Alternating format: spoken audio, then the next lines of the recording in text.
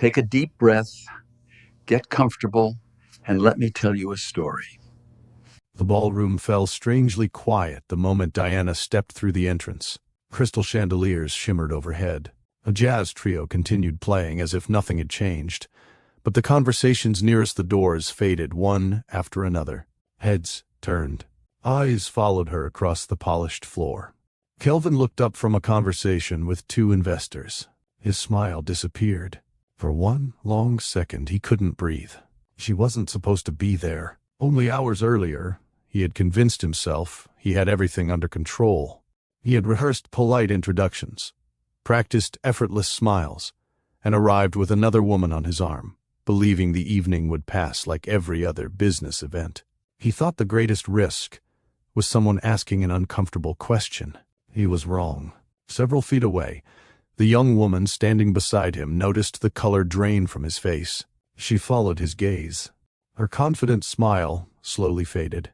She didn't need anyone to explain who Diana was. The way Kelvin stared at her told the whole story. Across the ballroom, quiet whispers began moving from one table to another. "Isn't that Kelvin's wife? I thought she wasn't coming. Who came with him?" Nobody raised their voice. Nobody pointed. Nobody needed to. The silence growing inside that room was far louder than gossip. Kelvin's heart pounded against his chest. He knew exactly what everyone was thinking. He believed the worst moment of his life had just begun. He had no idea he was still 20 minutes away from a truth that would leave him wishing the whispers had been the only thing he had to face. Because what Kelvin didn't know was that before the evening came to an end, every person inside that magnificent ballroom would rise to their feet. Not for one of Los Angeles's most respected real estate executives. Not for another successful business deal. Not for wealth. Not for status. They would stand for the quiet woman he had spent months overlooking while chasing the excitement of someone else's attention. The woman who had never demanded applause. The woman who had never competed for recognition. The woman he had slowly stopped seeing. And before the night was over, Kelvin would discover that losing the admiration of strangers was nothing compared to realizing he had overlooked the extraordinary person who had loved him faithfully all along. Welcome back to Mr. George Stories, where life's most powerful lessons come wrapped in unforgettable tales. If you're new to this family, thank you for joining us. Please hit the subscribe button, because it helps us share stories like this on YouTube. And if stories about love, loyalty, difficult choices, and second chances speak to your heart, don't forget to like this video and leave a comment. Every like, every comment, and every subscription tells YouTube that stories with meaningful life lessons deserve to reach more people. Now, let me ask you something. Have you ever realized someone's true value only after you almost lost them? Or maybe you've been the person who loved quietly while someone else became too distracted to notice. Share your thoughts in the comments below. Your experiences often encourage someone else who may be walking through a similar season. Now, let's go back several months, long before the whispers, before the standing ovation, and before one unforgettable charity gala turned a carefully protected image into a painful lesson that Kelvin would carry for the rest of his life. To understand how one glamorous charity gala became the night Kelvin's carefully built image collapsed, we have to go back several months. Back to a season when nothing looked broken from the outside. Back to mornings that began with familiar routines. Back to quiet conversations that slowly disappeared.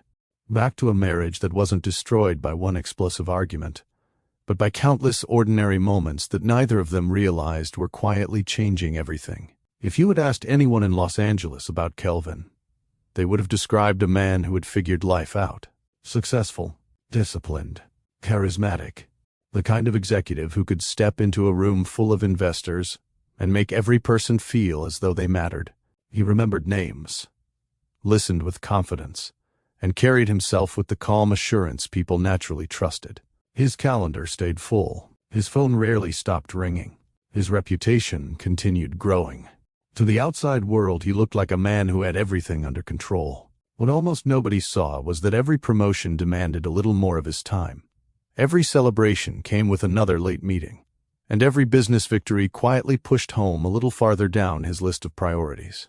The changes didn't happen all at once. One missed dinner became another. One canceled evening walk became a habit.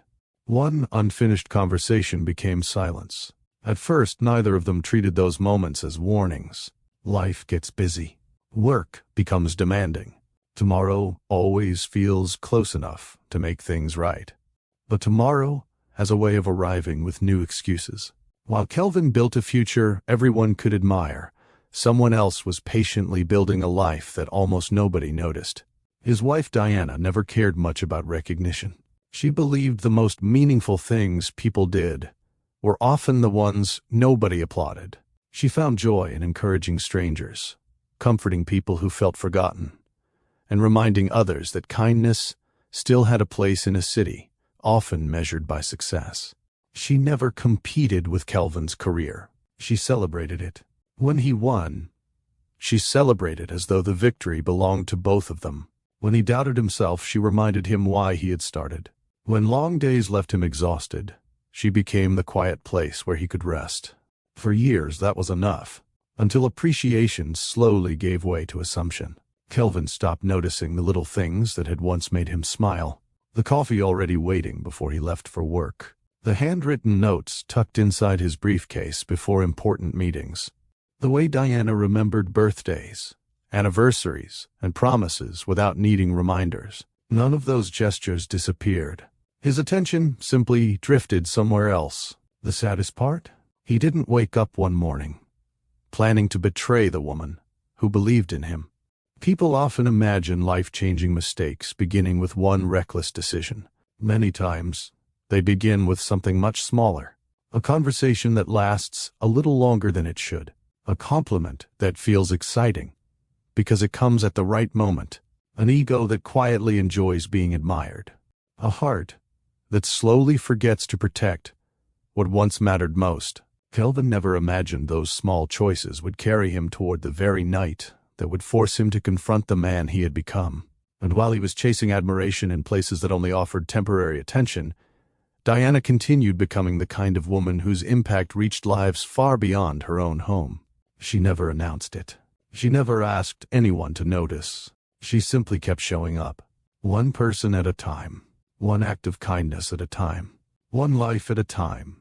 Ironically, the woman Kelvin believed had become too quiet was quietly changing an entire community. He just wasn't paying attention long enough to see it.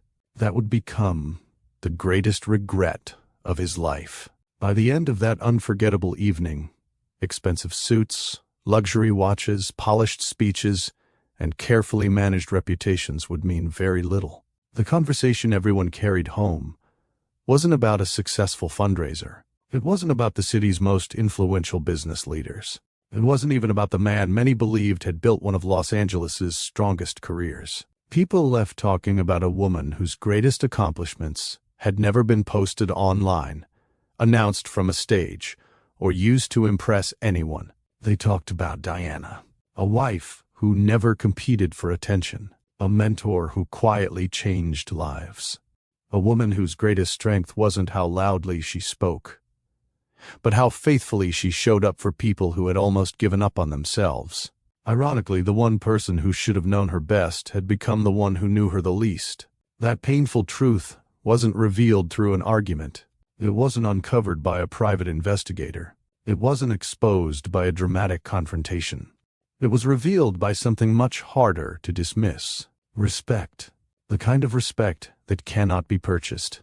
The kind that grows slowly through years of choosing integrity when nobody is keeping score. Long before that ballroom rose to its feet, Diana had already earned the admiration of hundreds of people whose lives she had touched. Kelvin simply hadn't noticed. He had become so occupied chasing applause in boardrooms that he stopped hearing the quiet victories taking place inside his own marriage. That night forced him to face a question many people never ask until it's too late. How well do you really know the person waiting for you at home? Do you still ask about their dreams? Do you notice what makes them smile? Do you recognize the silent sacrifices they make without expecting recognition? Or have familiarity and routine slowly replaced curiosity? Because love doesn't usually disappear in a single moment. More often it weakens when two people stop paying close attention to one another. Kelvin was about to learn that lesson, in the most public way imaginable. His downfall wouldn't begin when people discovered his affair. It would begin when he finally understood the value of the woman he had overlooked for months. And by then, the damage he had caused couldn't be erased with an apology, an expensive gift, or a carefully rehearsed explanation. It would take something far more difficult. Honesty, humility, patience, and the willingness to become a different man than the one who walked into that gala believing appearances could protect him. So, settle in, because this isn't simply the story of a husband who made a terrible mistake. It's the story of how quiet love was mistaken for ordinary, how steady devotion was taken for granted, and how one remarkable woman reminded everyone in that ballroom that genuine character will always outshine borrowed attention. Now, let's return to the beginning, when Kelvin still believed he was building the perfect life, completely unaware that the choices he was making each day were carrying him toward the evening that would change everything. Several months before the charity gala, Los Angeles looked exactly the way people around the country imagined it would. The morning sun reflected off towering glass buildings downtown, while joggers filled the sidewalks before the day's traffic swallowed the streets. Coffee shops opened their doors to professionals carrying laptops and ambitious plans. Luxury vehicles rolled through intersections lined with palm trees, and construction cranes stretched across the skyline, promising another collection of elegant condominiums, office towers, and expensive dreams. It was a city where success could almost be measured by appearances. The sharper the suit, the nicer the car, the higher the office, the more complete someone's life seemed. Kelvin had learned how to thrive in that world. At 38, he had earned a reputation that many people spent entire careers trying to build. As a respected real estate executive, he possessed the rare ability to make clients feel understood before discussing numbers. Investors appreciated his confidence because it never sounded boastful. Developers trusted him because he delivered what he promised. Younger professionals quietly studied the way he carried himself through meetings, hoping some of that confidence might rub off on them. He remembered names. He listened carefully. He spoke with purpose. People left conversations with Kelvin believing they had been heard. It became one of the reasons his career climbed so quickly. Inside his office, awards lined a shelf behind his desk. Framed photographs captured groundbreaking ceremonies, ribbon cuttings, and charity fundraisers attended by some of Los Angeles' most influential business leaders. Visitors often admired those photographs. Kelvin usually smiled politely before changing the subject. He preferred talking about the next opportunity instead of celebrating the previous one. His ambition had never been difficult to understand. He wanted to build something lasting. He wanted to become someone his family could be proud of. Years earlier, that dream had included Diana in every sentence. Now, without realizing it, most of his plans began with the word I. Across the city, Diana's mornings followed a rhythm that never depended on recognition. She woke before sunrise because she loved the peaceful silence that existed before Los Angeles became busy. While the first light touched the buildings outside their apartment, soft jazz drifted through the kitchen from a small speaker resting beside the window. She moved through the room without rushing. Coffee brewed quietly. Fresh fruit was sliced onto a plate. Breakfast came together with practiced ease. She packed a simple lunch before filling a watering can and stepping onto the apartment balcony. Rows of herbs and flowering plants greeted her every morning. Some had been growing there for years. Others had arrived more recently. Each received the same care. She gently brushed away dry leaves before checking the soil, smiling whenever she spotted fresh green growth pushing toward the sunlight.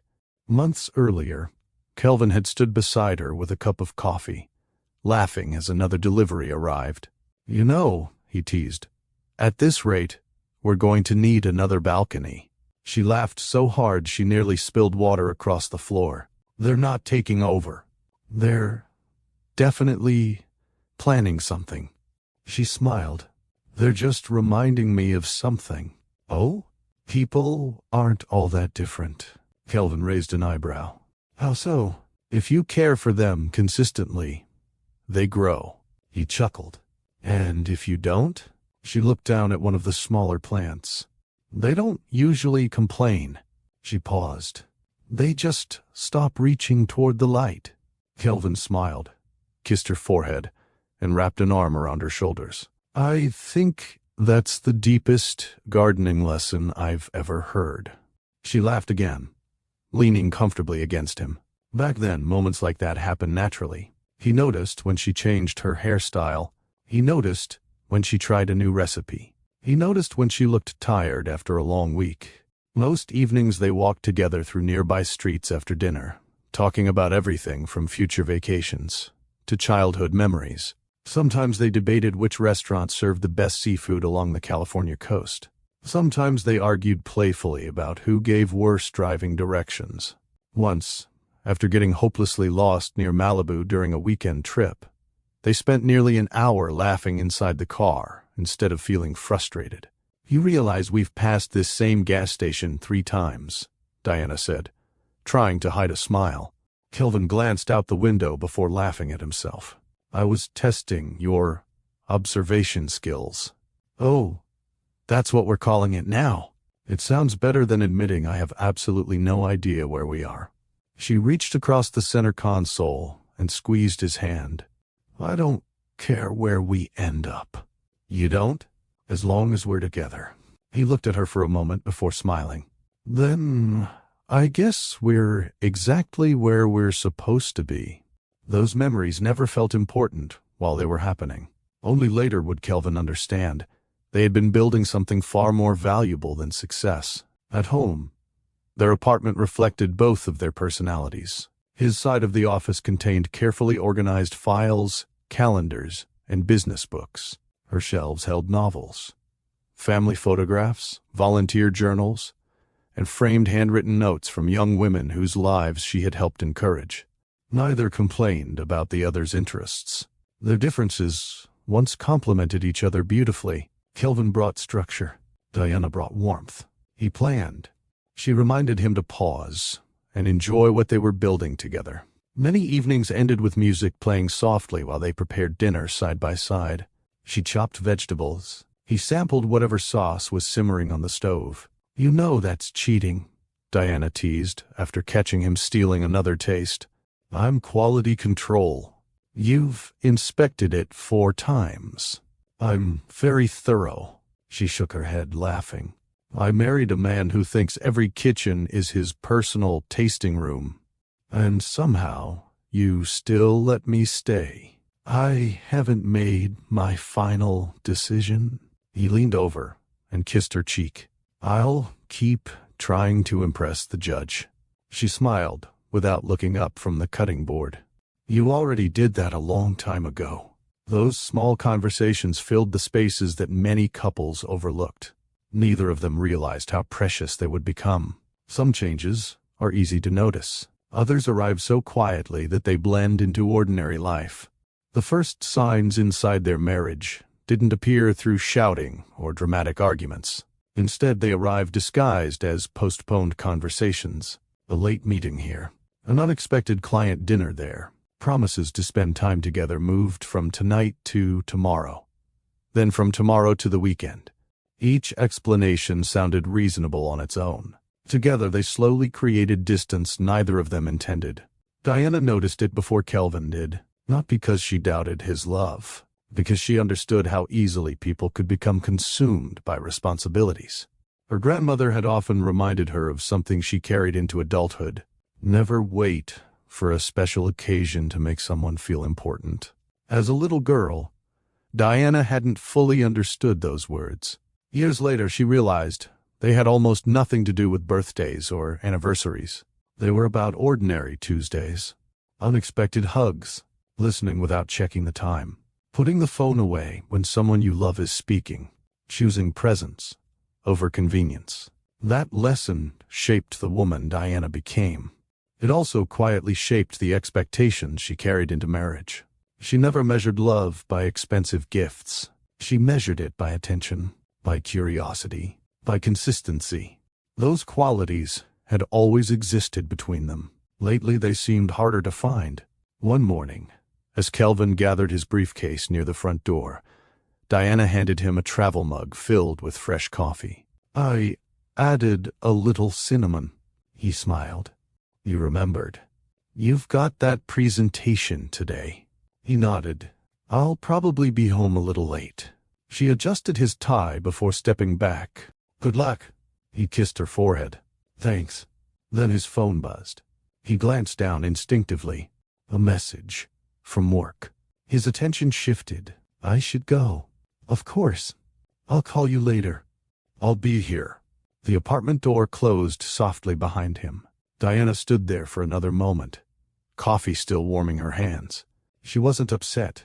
She simply watched the quiet settle around the room. Outside, Los Angeles continued rushing toward another busy day. Inside, something almost impossible to describe had begun changing. Nothing had broken. Nothing had ended. Yet somewhere between ambitious goals and everyday routines, the effortless closeness they once protected so carefully had started slipping through the smallest unnoticed moments. Neither of them understood it yet. Only one of them had begun to feel it. Diana had always believed that confidence could change the direction of someone's life. That belief was the reason she looked forward to every weekday morning after finishing her own work responsibilities. A few miles from downtown Los Angeles, the nonprofit organization where she volunteered welcomed young women who had recently aged out of the foster care system. Some arrived carrying backpacks with everything they owned. Others carried something much heavier: years of disappointment, broken promises, and the quiet fear that nobody expected much from them. Diana never greeted them with pity. She greeted them with warmth. "Good afternoon," she said as she walked into one of the training rooms.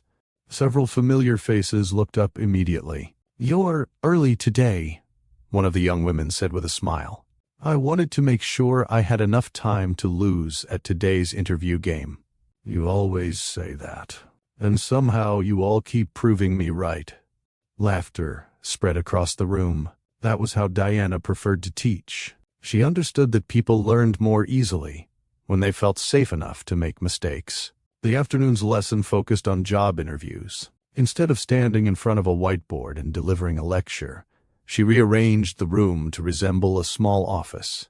One chair became the interviewer's seat. Another became the applicant's chair. "Who's going first?" Diana asked. Silence.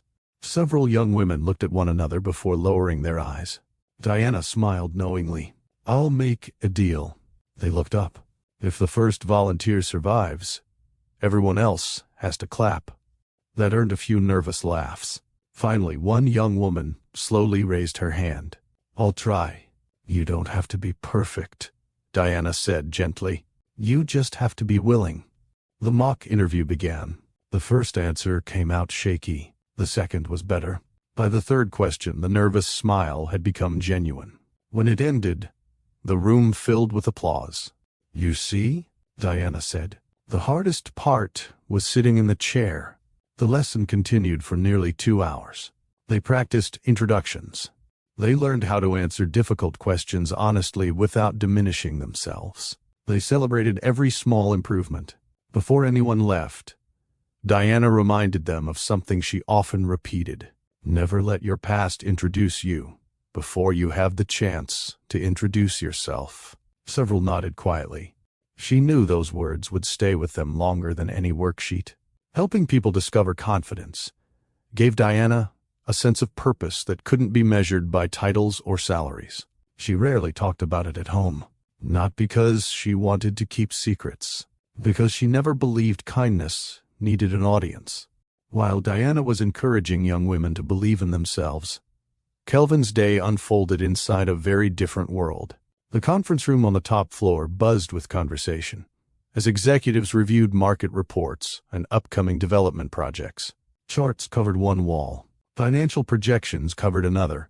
Kelvin stood near the front, presenting the company's latest acquisition with the calm confidence everyone expected from him. When he finished, several executives exchanged approving looks.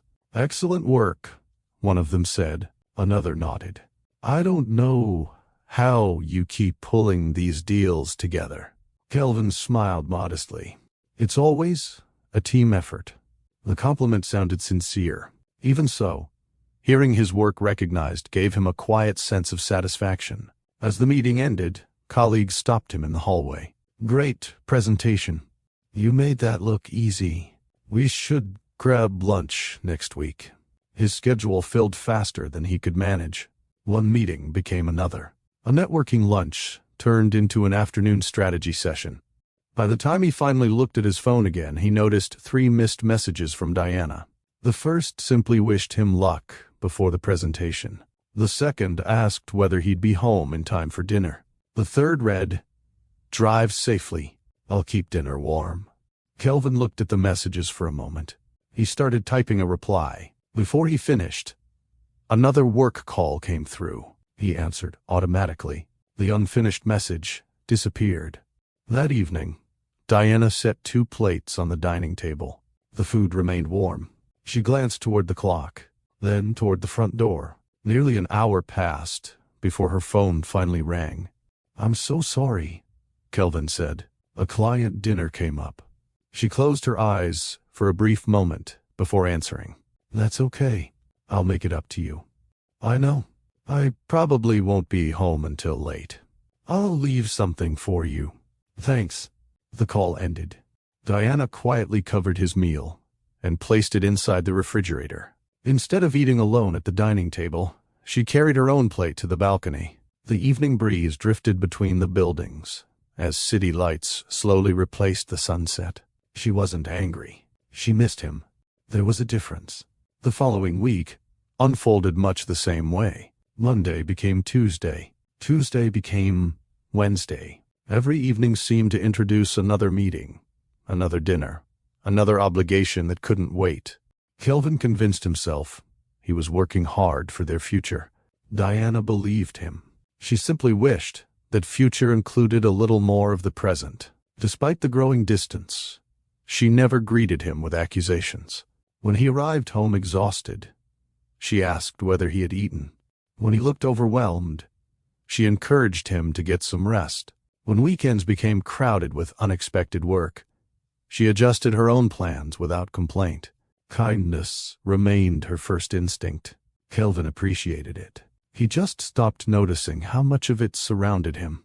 Inside the office, admiration became increasingly familiar. Co-workers sought his advice before making important decisions. Junior employees listened closely whenever he shared his experience. One particular colleague seemed especially interested in everything he had to say. She laughed at his jokes, even the ones he admitted weren't very funny. She complimented his leadership during meetings. She asked thoughtful questions after presentations and lingered a little longer whenever they spoke. At first, Kelvin thought very little about those conversations. They were harmless, professional, easy. Unlike the complicated negotiations filling his workdays, these exchanges required almost no effort. He found himself looking forward to them, without questioning why. Meanwhile, Diana continued investing her energy where she believed it mattered most. Every encouraging conversation at the nonprofit reminded her that quiet consistency could change lives. Every evening at home reminded her that even good people could slowly drift apart if they stopped making time for one another. Neither she nor Kelvin realized how close they were to a crossroads. One continued choosing patience. The other had begun finding comfort in attention that asked nothing of him except to enjoy it. That small difference would soon become far more important than either of them imagined. The first time Kelvin stayed behind after work to continue talking with his younger coworker, he convinced himself it meant nothing. The office had almost emptied for the evening. Cleaning staff quietly moved through the hallways, while the last few employees packed their bags and headed toward the elevators. Through the floor-to-ceiling windows, the Los Angeles skyline glowed beneath the fading sunlight. Kelvin gathered a stack of reports from the conference room. "You still here?" the younger coworker asked, as she stepped into the hallway carrying a laptop. He smiled. "Trying to finish before tomorrow." She laughed softly. "I've been saying that for 2 hours." He glanced at the reports in her arms. "Need help?" "I think I've stared at these numbers long enough." She walked beside him toward the break room. Neither of them talked about anything personal at first. They joked about impossible deadlines, difficult clients, coffee that tasted more like burnt water than coffee. The conversation felt easy. When they finally returned to the elevators, she smiled. I don't think I've laughed that much all week. Kelvin found himself smiling too. I guess we both needed a break. The elevator doors opened. They wished each other a good night and walked in opposite directions. It should have ended there. Instead, similar conversations became more frequent. Sometimes they lasted only a few minutes, sometimes much longer. She admired his confidence. She praised his decisions during meetings. She often told him how much she respected the career he had built. Those compliments reached a part of Kelvin he hadn't realized had become so hungry for attention. At home, Diana still encouraged him. The difference was that her encouragement had become familiar. He expected it. At work, admiration felt exciting because it was new. He never stopped to ask himself why he needed both. Instead, he quietly accepted the attention without placing healthy boundaries around it. The emotional distance inside his marriage continued growing, one ordinary day after another. Meanwhile, Diana noticed the changes without knowing their cause. One Thursday afternoon, she left work a little earlier than usual. On the drive home, she stopped at a neighborhood grocery store. As she walked through the aisles, she smiled when she spotted the ingredients for Kelvin's favorite dinner. She hadn't cooked it in months. He'll love this, she whispered to herself. She also found a small bakery that still made the chocolate cake they had shared on one of their earliest dates. The owner carefully boxed it before handing it to her. Celebrating something special? The woman asked. Diana smiled warmly. Maybe. By early evening, the apartment smelled wonderful. Soft music drifted through the living room. Candles rested at the center of the dining table. Nothing extravagant, nothing expensive, just thoughtful. The kind of evening built from memories instead of money. Diana checked the clock. He should be home any minute. When the front door finally opened, she walked toward him with an excited smile. Perfect timing. Kelvin stepped inside while reading something on his phone. He looked up briefly. Oh, his eyes moved across the table. You cooked. I remembered how much you liked this meal. He smiled politely. It looks great. She noticed his attention drifting back to the screen. You've been busy today. Very. She reached for his hand. I was hoping we could actually eat together tonight. Before he answered, his phone vibrated again. He looked down immediately. His expression changed. I completely forgot. Diana waited. I have to meet a client. You do? They called a little while ago. She looked toward the dining table. I thought tonight was open. So did I.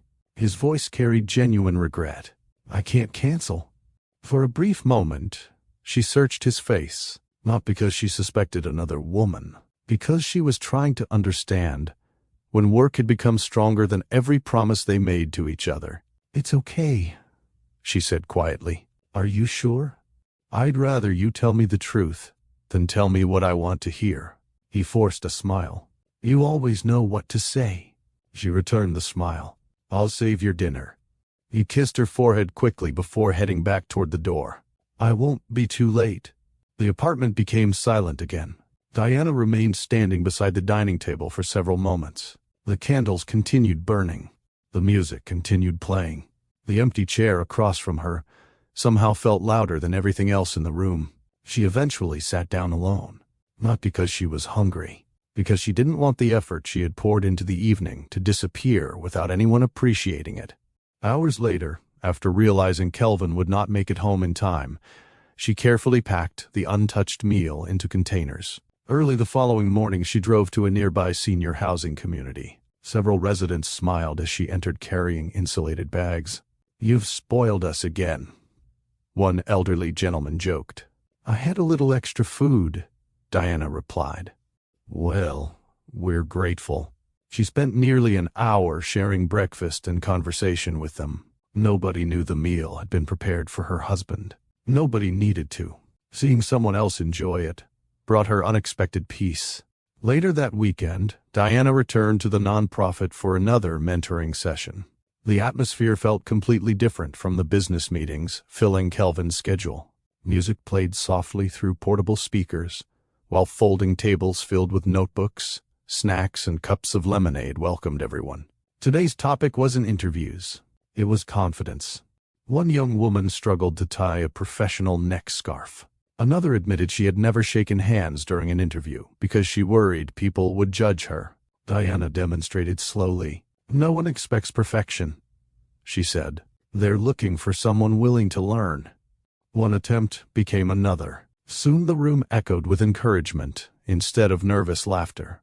At one point, someone accidentally knocked over a pitcher of lemonade. The drink spread across the table before dripping onto the floor. Everyone froze. Then Diana looked down at the growing puddle and smiled. "Well," she picked up a handful of paper towels. "I was wondering how we were going to test our teamwork today." The room burst into laughter. Within minutes, everything had been cleaned. As the session ended, one of the young women hugged Diana tightly. "I hope one day people look at me the way they look at you." Diana gently squeezed her shoulder. "I hope one day you stop measuring yourself through other people's eyes." The young woman smiled. "I'll keep trying." "So will I." Those words stayed with Diana during the drive home. She believed everyone, including herself, was still learning. That same evening, Kelvin arrived home, earlier than expected. For the first time in weeks, neither of them had evening plans. He noticed music playing quietly in the living room. Diana looked up from the sofa. "You surprised me." "I surprised myself." He loosened his tie before walking over. "I've missed this place." She smiled. "We've missed you too." He laughed, softly. "We?" She pointed toward the balcony. The plants were starting to file complaints. He laughed harder than he had in days. "I should probably apologize to them. I think they'd accept water and sunlight."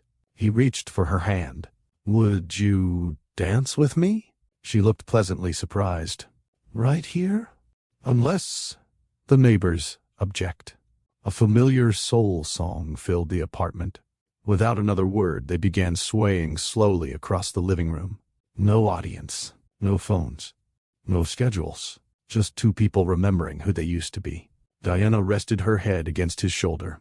"I've missed this. So have I." Kelvin closed his eyes.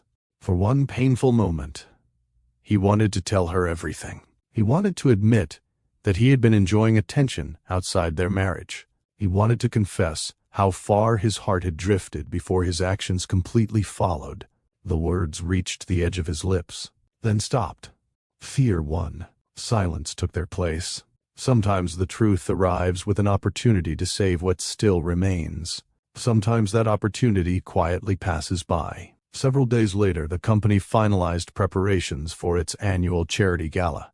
The event had become one of the city's most anticipated evenings, bringing together business leaders, community organizations, philanthropists, and longtime supporters of charitable work across Los Angeles. While reviewing the guest list, Kelvin received a routine question from the event coordinator. "Will your wife be joining you again this year?" He hesitated only briefly. "No, I'll be bringing another guest." The coordinator sounded surprised. "Oh, all right."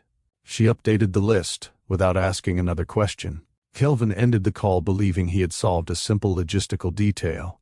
He had no way of knowing that one small decision had already set the next chapter of his life into motion. And across Los Angeles, a single phone call was about to reach Diana by accident. The phone rang just after 3 o'clock on Tuesday afternoon. Diana had just finished organizing folders inside her office at the nonprofit when she noticed the unfamiliar number on her screen. She answered with her usual warmth. "Hello, this is Diana." A cheerful voice greeted her. "Hi, Diana. I hope I'm not catching you at a bad time." "Not at all. We're just calling to confirm a few details before Thursday's charity gala." Diana smiled automatically. "Oh? We're excited you'll be joining us again." Her smile faded. There was a brief pause. "I'm sorry," Diana said carefully. "Could you repeat that?" "The gala. We just wanted to confirm your attendance." Diana glanced toward the window, overlooking the parking lot. I was under the impression I wasn't attending this year. Silence answered her. Not the comfortable kind. The kind that appears when someone realizes they've said something they shouldn't have. Oh. The volunteer hesitated. I'm so sorry.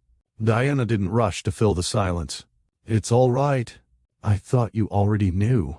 I don't think I did. The voice on the other end sounded genuinely uncomfortable. I apologize. I shouldn't have assumed. It's okay. After another awkward moment, the conversation ended with polite goodbyes. Diana lowered the phone slowly. She remained standing beside her desk, without moving. Outside, people crossed the parking lot carrying coffee cups and folders, completely unaware that an ordinary phone call had just changed the rhythm of someone else's day. Her first emotion wasn't anger. It was confusion. Every year since Kelvin's company began supporting the foundation, they had attended together. They usually laughed during the drive home, talking about the speeches, the auction items, and the people they had met. Why would this year be different? She replayed the conversation in her mind. The volunteer hadn't sounded dishonest. She had sounded surprised. That meant someone else had provided different information. Diana closed her eyes for a moment. Questions came easily. Answers did not. She thought about calling Kelvin immediately. Her thumb even hovered over his name. Then she lowered the phone again. If something had changed, she wanted to hear it from him, face to face, not through hurried explanations squeezed between meetings. She quietly whispered the words her grandmother had repeated countless times whenever life became uncertain. The truth doesn't need chasing.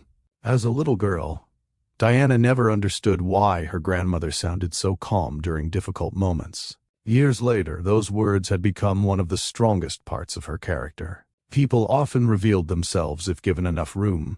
She wasn't interested in trapping anyone. She wanted honesty offered freely. That evening she arrived home before Kelvin. Instead of allowing anxious thoughts to consume her, she settled into familiar routines. She prepared dinner, set the table, opened the balcony doors to let the evening breeze drift through the apartment. Soft jazz filled the room once again. The music didn't erase the questions in her mind. It simply reminded her not to let fear make her forget who she was. Nearly an hour later, the front door opened. Kelvin stepped inside, loosening his tie. "You beat me home," he said with a tired smile. "I had a shorter day." He leaned over to kiss her forehead. "Something smells amazing. I made your favorite." He smiled. "I've been thinking about this meal all afternoon." She studied his face as he washed his hands and joined her at the table. He looked relaxed, comfortable, completely unaware of the conversation she had experienced earlier. For a few minutes they spoke about ordinary things. Traffic. A new housing project. One of the young women Diana had been mentoring. It almost felt normal. Then Diana picked up her glass and asked quietly, "How are the preparations for Thursday going?" Kelvin didn't hesitate. "They're almost finished." "I imagine everyone is busy." "They are." "You've always enjoyed that event." "I have." She nodded thoughtfully. "I was remembering our first gala." He smiled faintly. "I remember being nervous. You kept asking if your speech was too long." He laughed. "It probably was. I squeezed your hand before you walked on stage. I remember. You said having me there made it easier." The smile on Kelvin's face faded just enough for Diana to notice. He looked down at his plate. "That feels like a long time ago." "It does."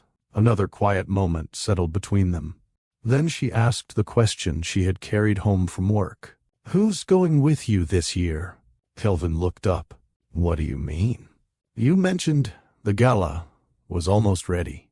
"I did." "So, who's your guest?" It lasted only a second, but Diana saw it. The smallest pause before his answer. "I'll probably go by myself." His voice sounded steady, too steady. She remembered exactly what the volunteer had said. Someone had already confirmed a guest list. Someone believed she was expected. Now Kelvin was telling her he planned to attend alone. She didn't challenge him. She simply nodded. I see. He returned to eating. So, how was your day? It was productive. What did you work on? She smiled gently. The same things I always do. Normally, he would have asked another question. Normally, she would have shared stories from the nonprofit. Instead, the conversation drifted toward silence. Not hostile silence. Just two people sitting at the same table while thinking about completely different things. Kelvin believed the subject had passed. Diana realized something much more important. The issue wasn't simply whether he had told the truth. It was how naturally the answer had come. There had been no hesitation, no discomfort, no attempt to explain. The lie had arrived as effortlessly as ordinary conversation. That realization hurt far more than the words themselves. After dinner, Kelvin carried his plate to the kitchen. I've got a few emails to finish. All right? I shouldn't be too long. She watched him disappear into the study. The door closed softly. Diana remained at the dining table for several moments. She wasn't gathering evidence. She wasn't preparing for an argument. She wasn't interested in winning a confrontation. She wanted to understand when honesty had become so difficult between them. The apartment felt strangely quiet, not because nobody was speaking, because the distance between them had become impossible to ignore. For the first time since they married, Diana stopped asking herself whether Kelvin was simply busy. Instead, she found herself asking a question she had never imagined would enter her heart. When did we stop telling each other the truth? Thursday arrived with the kind of clear California morning that made Los Angeles look almost effortless. Downtown reflected the early sunlight from its glass towers, while hotel staff across the city worked through final checklists for the annual charity gala. Florists delivered fresh arrangements. Audio technicians tested microphones. Servers rehearsed the evening schedule, making sure every guest would feel welcome from the moment they stepped through the doors. For Kelvin's company, the gala was more than a fundraiser. It was an opportunity to strengthen business relationships, support community programs, and demonstrate a commitment to causes that mattered beyond the boardroom. His office buzzed with anticipation. Employees walked briskly through the hallways, carrying garment bags, folders, and last-minute seating charts. Someone reminded everyone of the evening's arrival time. Another reviewed the order of speeches. Kelvin stood near his office window, adjusting the cuff of his tailored black tuxedo. A soft knock interrupted his thoughts. His younger co-worker stepped inside. She carried a protective garment bag over one arm and smiled with the excitement of someone preparing for an unforgettable evening. I hope I'm not interrupting. Not at all. She looked around the office. I still can't believe I'll finally see what everyone talks about. Kelvin smiled politely. It's a beautiful event. I've heard it's one of the biggest charity evenings in the city. It usually is. She laughed nervously. I spent far too long deciding what to wear. I'm sure you'll be fine. You haven't even seen the dress. I'm confident you'll look elegant. She smiled at the compliment. Thank you. For a brief moment, she hesitated. I know this might sound strange. Kelvin looked up. But are you sure it's okay that I'm coming? He answered almost immediately. Yes. You don't think people will ask questions? They'll assume you're representing the company. She accepted the explanation with a relieved smile. I was worried I'd make things awkward. You won't. She thanked him before leaving to finish preparing for the evening. The office door closed behind her. Kelvin remained standing beside the window. His reflection stared back at him through the glass. He adjusted his tie once more. Everything looked perfect. Everything felt organized. Yet somewhere beneath the confidence he usually carried into important events, a small feeling of discomfort refused to disappear. He ignored it. There was too much to do. Across the city, Diana folded the last stack of paperwork on her desk before heading home. She had managed to keep herself busy since the phone call 2 days earlier, but the unanswered questions still lingered quietly in her mind. The apartment greeted her with familiar calm. She changed into comfortable clothes before opening the bedroom closet. Several evening dresses hung neatly together. Her fingers rested on one navy blue gown. She remembered wearing it during an earlier charity gala. Kelvin had looked at her that evening and smiled as though he couldn't believe she was his wife. "You've completely ruined my speech," he had whispered while they waited backstage. She laughed. "How?" "I was nervous. And now, I'm trying to remember what I was supposed to say." She nudged him gently. "Go make them proud." After the applause that night, they had celebrated with late-night tacos from a small restaurant. Because neither of them wanted the evening to end, they laughed all the way home. Another memory followed. A different gala. Kelvin had quietly reached beneath the dinner table and taken her hand while someone else spoke from the stage. She looked at him. "What?" "I just wanted to remind myself you're here." She smiled. "I'm not going anywhere." The memories brought warmth. They also brought sadness. Not because those moments had disappeared, because they had once felt so natural. Diana slowly closed the closet door. She walked into the living room and sat quietly beside the balcony. The city stretched beyond the windows. People hurried through another ordinary afternoon. Somewhere downtown, Kelvin was preparing for the gala. Without her, she could have stayed home. She could have convinced herself none of it mattered. She could have allowed Hurt to make the decision for her. Instead, another voice found its place in her thoughts. Her grandmother. "Never let another person's choices decide the kind of woman you'll be." Diana remembered asking what that meant when she was younger. Her grandmother smiled. "It means you don't stop being kind because someone else forgets how." Those words settled over her heart. She wasn't interested in embarrassing Kelvin. She wasn't interested in revenge. Public humiliation couldn't repair a private wound. If she attended the gala, it would not be to compete with another woman.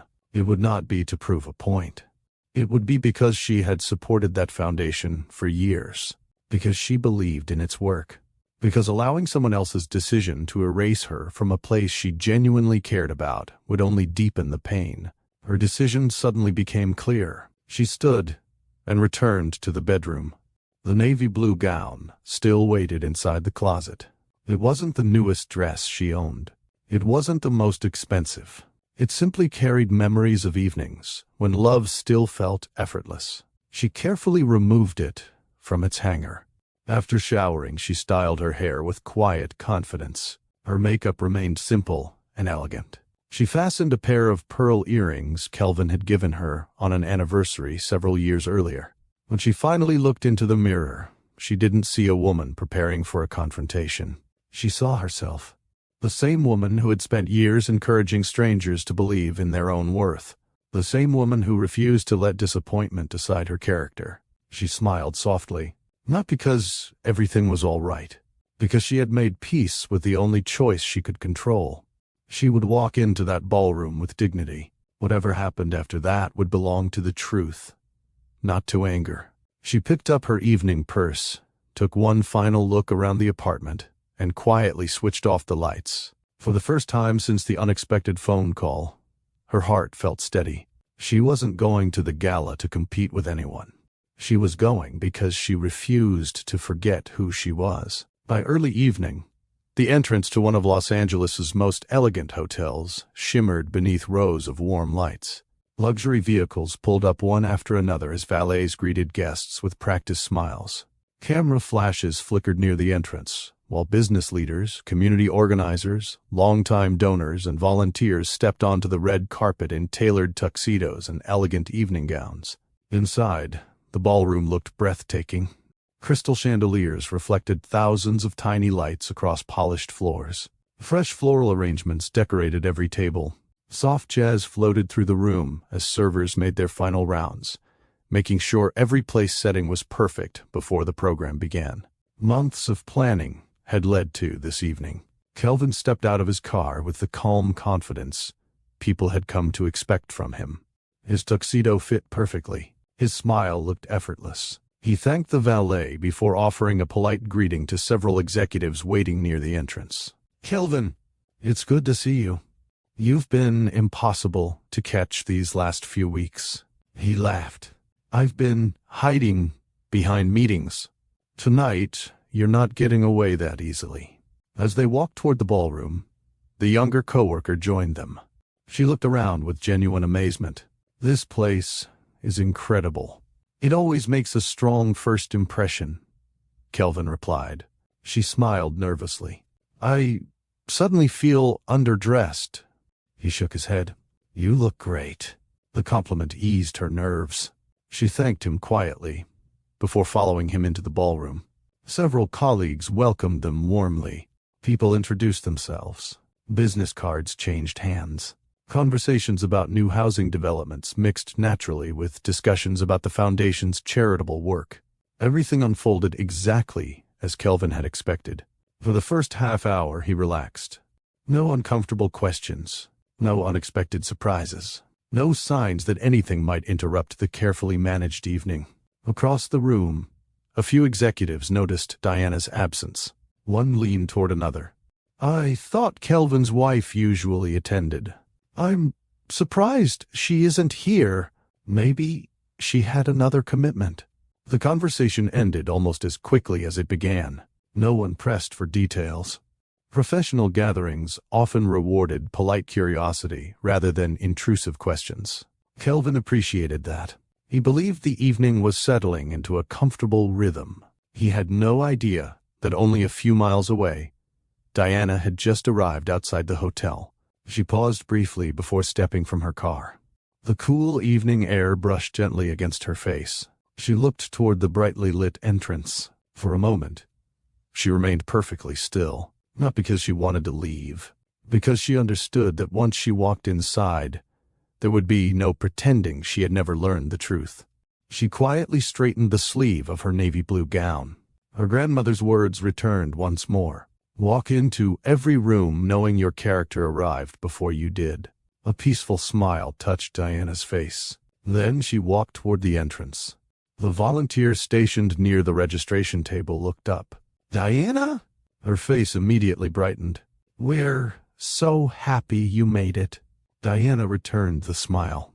"Thank you. We were beginning to worry. I almost stayed home." "I'm really glad you didn't." Another volunteer approached with the same warm welcome. "You look wonderful." "Thank you. We've been hoping to see you."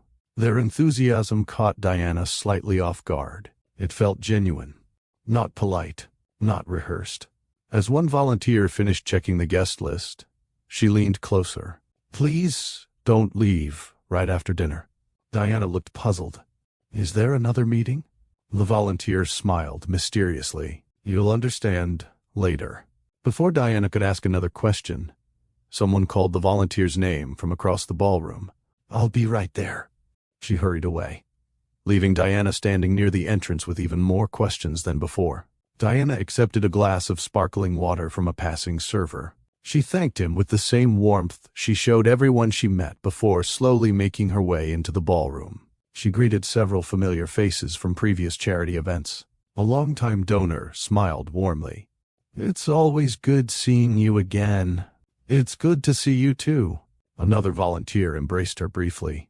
"We've missed you." "So have I." None of those conversations lasted long.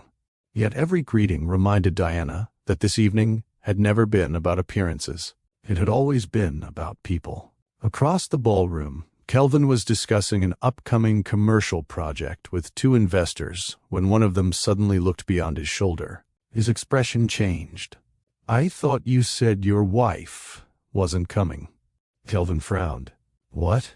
The investor nodded toward the entrance. Kelvin slowly turned. Time seemed to stop. Diana had just stepped fully into the ballroom. She wasn't searching the room for him. She wasn't trying to attract attention. She simply greeted people naturally, thanked another server as he passed, and smiled warmly at volunteers who clearly knew her well. Kelvin felt every confident thought disappear at once. His heartbeat quickened. A knot formed in his stomach.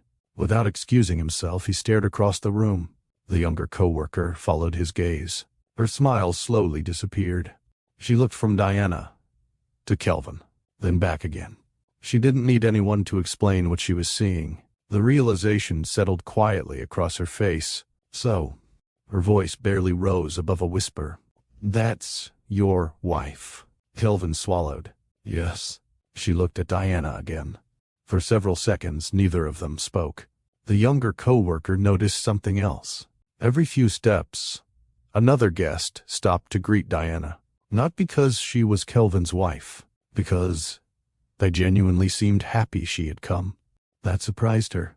Kelvin finally excused himself from the investors. His polished confidence had vanished. He walked toward Diana, trying to appear calm despite the questions racing through his mind. "Diana." She turned. "Hi. You came. I decided I should." There was no anger in her voice, no sarcasm, no public accusation, only quiet composure. "I thought you had other plans tonight." She looked at him for a brief moment. "I did." Then her eyes moved gently across the ballroom before returning to him. "So did you." The words were soft. They landed harder than if she had shouted. Kelvin lowered his voice. "I can explain." She met his eyes. "Not here, Diana." She glanced around the ballroom. "People came here to support something important." He understood immediately. She wasn't protecting herself.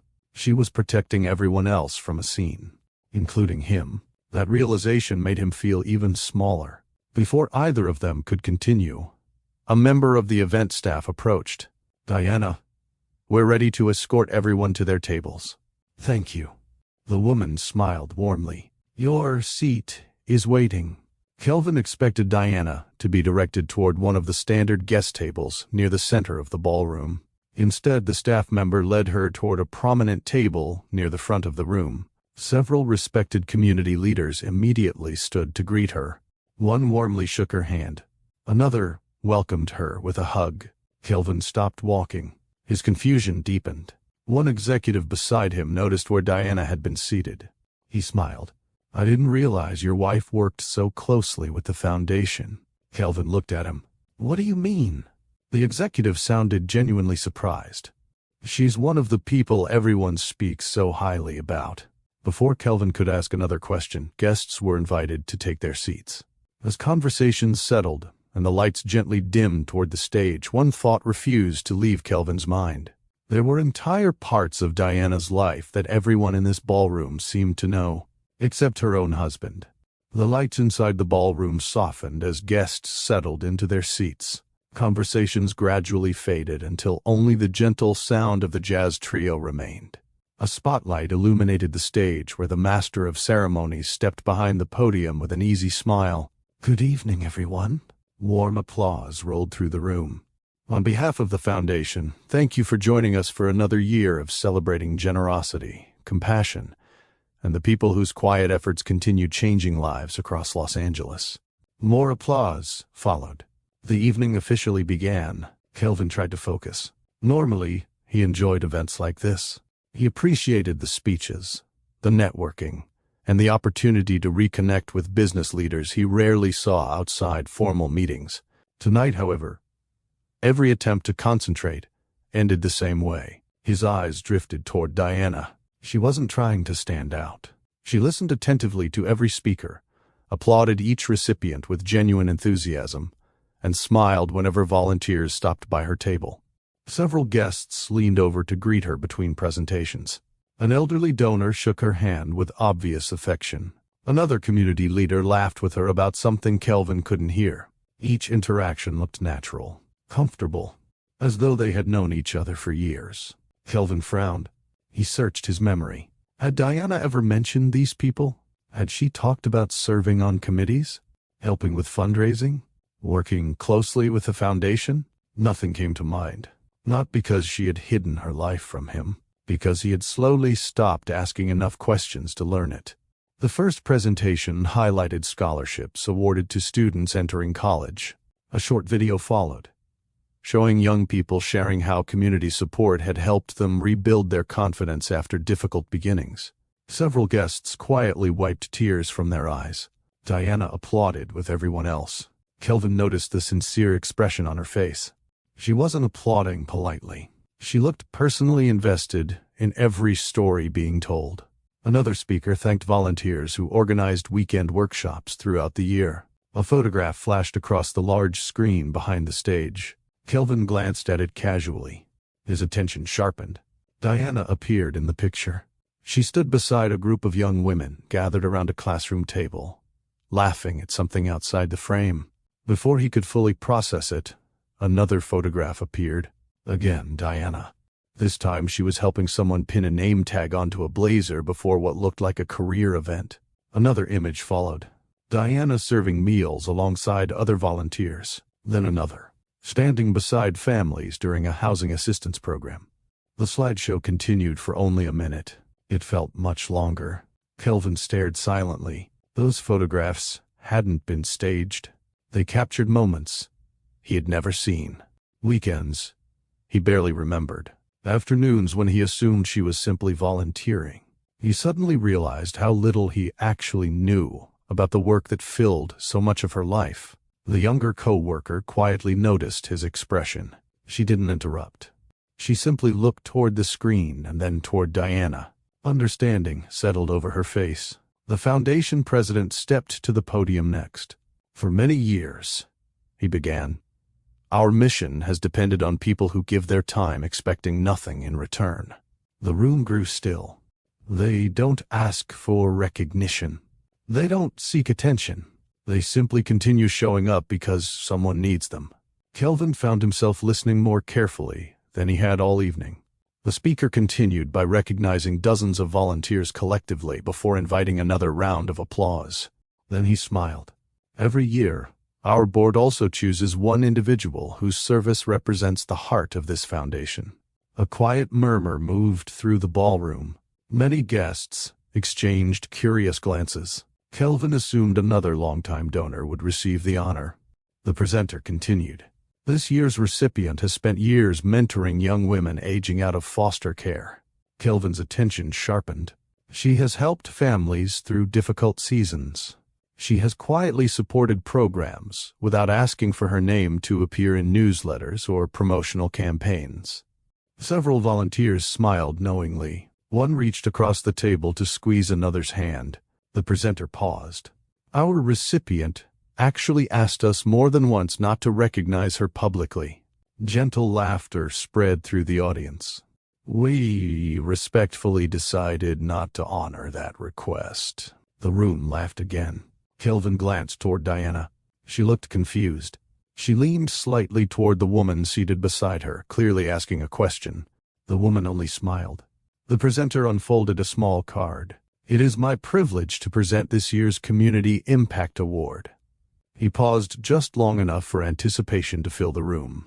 To Diana. For one heartbeat, everything became perfectly still. Then the ballroom erupted. Applause thundered across the room. People rose to their feet almost instantly. Volunteers, business leaders, community organizers, donors, city officials, even guests Kelvin recognized from years of professional relationships, stood smiling with unmistakable admiration. Diana remained seated for a moment, her eyes widening in complete surprise. She gently shook her head, as if certain there had been some misunderstanding. There wasn't. The applause only grew louder. One member of the foundation board walked toward her, smiling warmly. You've helped enough people stand, she said softly. Tonight, let us stand for you. Diana slowly rose. She placed one hand over her heart, visibly overwhelmed by the unexpected recognition. Kelvin stayed frozen in his chair. He barely noticed the applause around him. His attention remained fixed on one realization that struck harder than any public embarrassment ever could. Every person in that ballroom seemed to know exactly who Diana was. Everyone, except the man who had promised to know her better than anyone else. The applause continued long after Diana rose from her chair. She instinctively looked toward the foundation board as though someone might stop the moment and explain that another person had been intended all along. Instead, the chairwoman smiled warmly and extended her hand. No mistake, she said softly. We've been waiting a long time to thank you. A few guests laughed gently, sensing Diana's genuine surprise. She accepted the handshake and slowly made her way toward the stage. Every step felt almost unreal. As she passed one table, several young women she had mentored stood with tears in their eyes. One pressed both hands together against her mouth, trying not to cry. Another whispered proudly, "That's her." Diana smiled at them, her own eyes beginning to glisten. She reached the podium, accepted the crystal award with both hands, and took a slow breath before looking across the ballroom.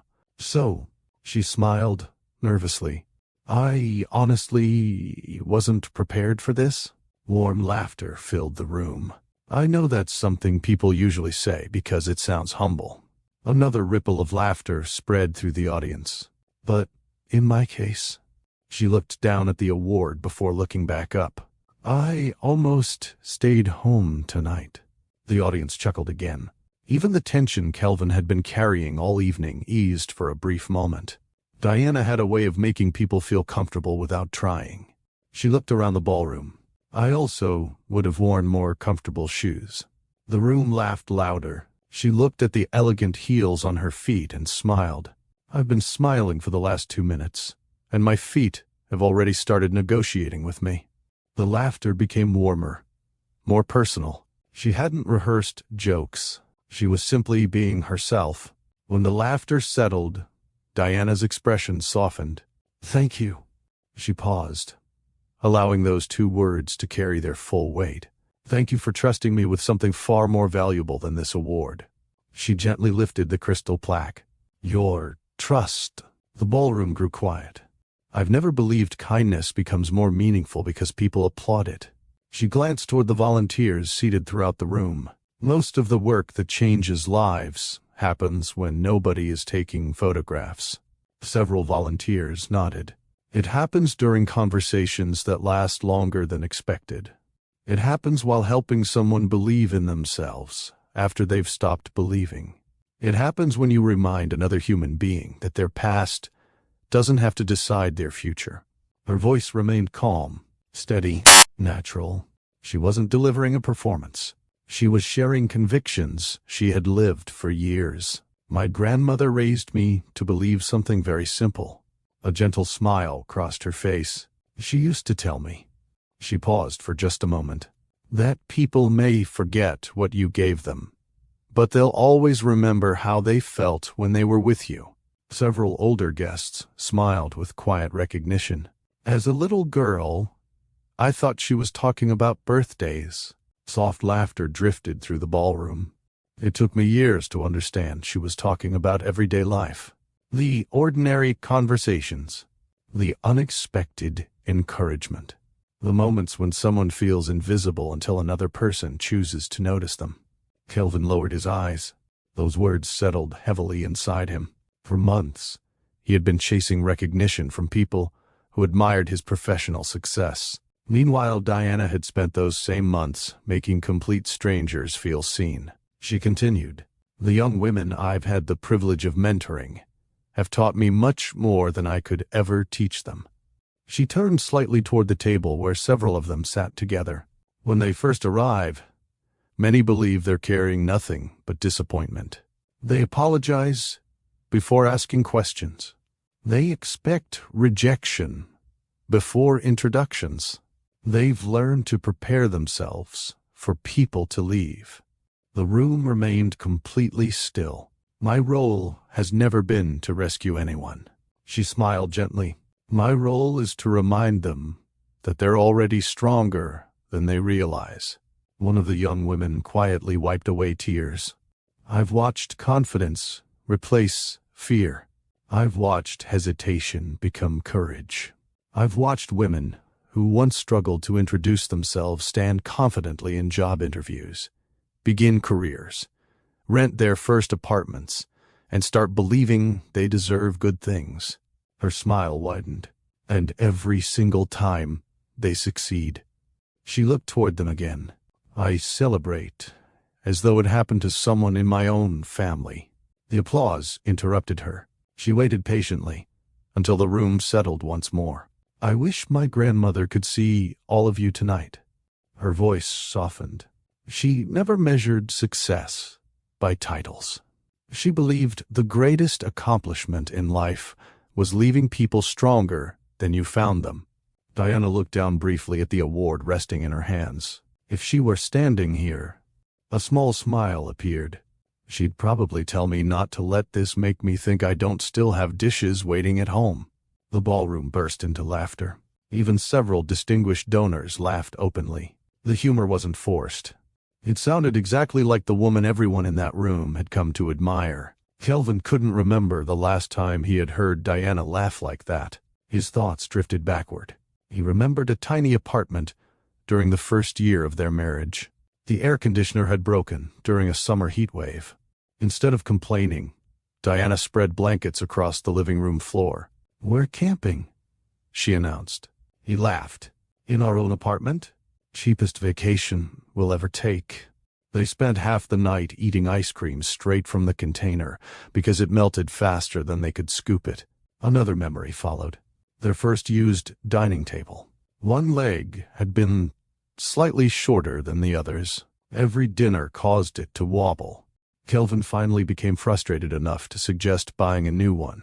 Diana folded a napkin, slid it beneath the uneven leg, and smiled proudly. "There. That's your solution? It works." He laughed. "You always find the simple answer." She shrugged. "Simple isn't always bad." Those memories felt painfully close. Not because they had disappeared, because he had slowly allowed work, ambition, and outside admiration to crowd them out. Somewhere along the journey toward becoming successful, he had stopped protecting the ordinary moments that had once meant everything. He looked back toward the stage. The woman speaking wasn't different from the one he married. She hadn't suddenly become extraordinary. She had always been this person. He was the one who had stopped paying attention long enough to notice. As the applause filled the ballroom once again, Kelvin realized something that left him almost breathless. He hadn't lost sight of Diana because she had changed. He had lost sight of her because he had gradually become more interested in being admired than in truly knowing the woman who had believed in him from the very beginning. The applause lingered even after Diana stepped away from the podium. She thanked the members of the foundation board one by one before returning to the floor, still holding the crystal award with both hands, as though she hadn't quite accepted that it belonged to her. People immediately began moving toward her. The program had not officially ended, yet guests left their tables anyway, eager to congratulate the woman whose quiet work had touched so many lives. A longtime donor reached her first. "You've earned this many times over." Diana smiled warmly. "I've simply been fortunate to meet wonderful people." He chuckled. "That's exactly why you deserved it." Another volunteer embraced her. "We've been trying to convince the board to honor you for years." "You knew about this?" "We all did." "And nobody told me?" "You would have found a way to stop it." She laughed softly. "You know me too well." One of the young women she had mentored stepped forward next. She looked nervous, despite the confidence Diana had spent years helping her build. "I just wanted to say." She stopped for a moment, gathering herself. "Thank you." Diana placed a reassuring hand on her shoulder. "You don't have to thank me." "I do." The young woman's voice trembled. "When I first came to the program, I thought nobody would ever believe in me." She smiled through tears. "You believed in me before I believed in myself." Diana hugged her without saying a word. The embrace lasted only a few seconds. It said everything that needed to be said. Kelvin watched from several feet away. For the first time all evening, he stopped looking at Diana as his wife. He watched her the way everyone else in the room did, as someone who made people feel important. Every conversation looked genuine. She remembered names. She asked about parents recovering from illness. She congratulated someone on a recent promotion. She thanked servers for their hard work, even while guests continued waiting to speak with her. Nobody appeared to be greeting her out of obligation. They wanted to be near her because she had invested in their lives long before this evening. Kelvin quietly realized something that unsettled him. The admiration surrounding Diana hadn't appeared because of the award. The award existed because of the admiration she had already earned. His thoughts were interrupted when the younger coworker approached him. She stood beside him quietly for a moment before speaking. I think I should leave. Kelvin turned toward her. You don't have to. She gave him a small, understanding smile. I do. He lowered his eyes. I'm sorry. She shook her head gently. No. She glanced toward Diana across the ballroom. I'm the one who should apologize. Kelvin looked at her with confusion. She continued carefully. When we started spending more time together, I honestly believed your marriage had already reached the end. She paused. You never said those exact words. He remained silent. But you spoke about your home as though nothing meaningful was left there. She looked toward Diana once more. I believed you. Kelvin felt every sentence settle heavily inside him. I shouldn't have. She smiled sadly. I should have asked better questions. After a brief silence, she continued. Tonight answered the questions I never asked. She adjusted the strap of her evening purse. I hope one day both of you find peace. Without waiting for another response, she quietly walked toward the ballroom exit. There was no argument, no accusation, no dramatic farewell, only two people recognizing that what had seemed exciting for a season had never been built on truth.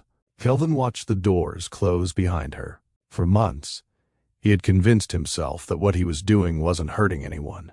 He called it harmless. He called it temporary. He called it complicated. Standing in that ballroom, every excuse sounded painfully empty. The affair hadn't begun because his marriage lacked value.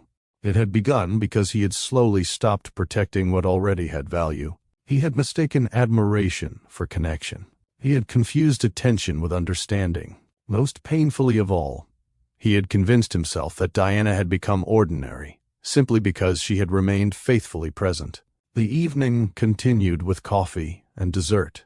Guests lingered around the ballroom, talking in small groups, while volunteers carefully gathered auction materials and thanked donors before they left. One by one, the tables emptied. Business conversations gave way to warm goodbyes. The musicians quietly packed away their instruments. The chandeliers still filled the room with soft light, but the excitement had gradually settled into peaceful conversation.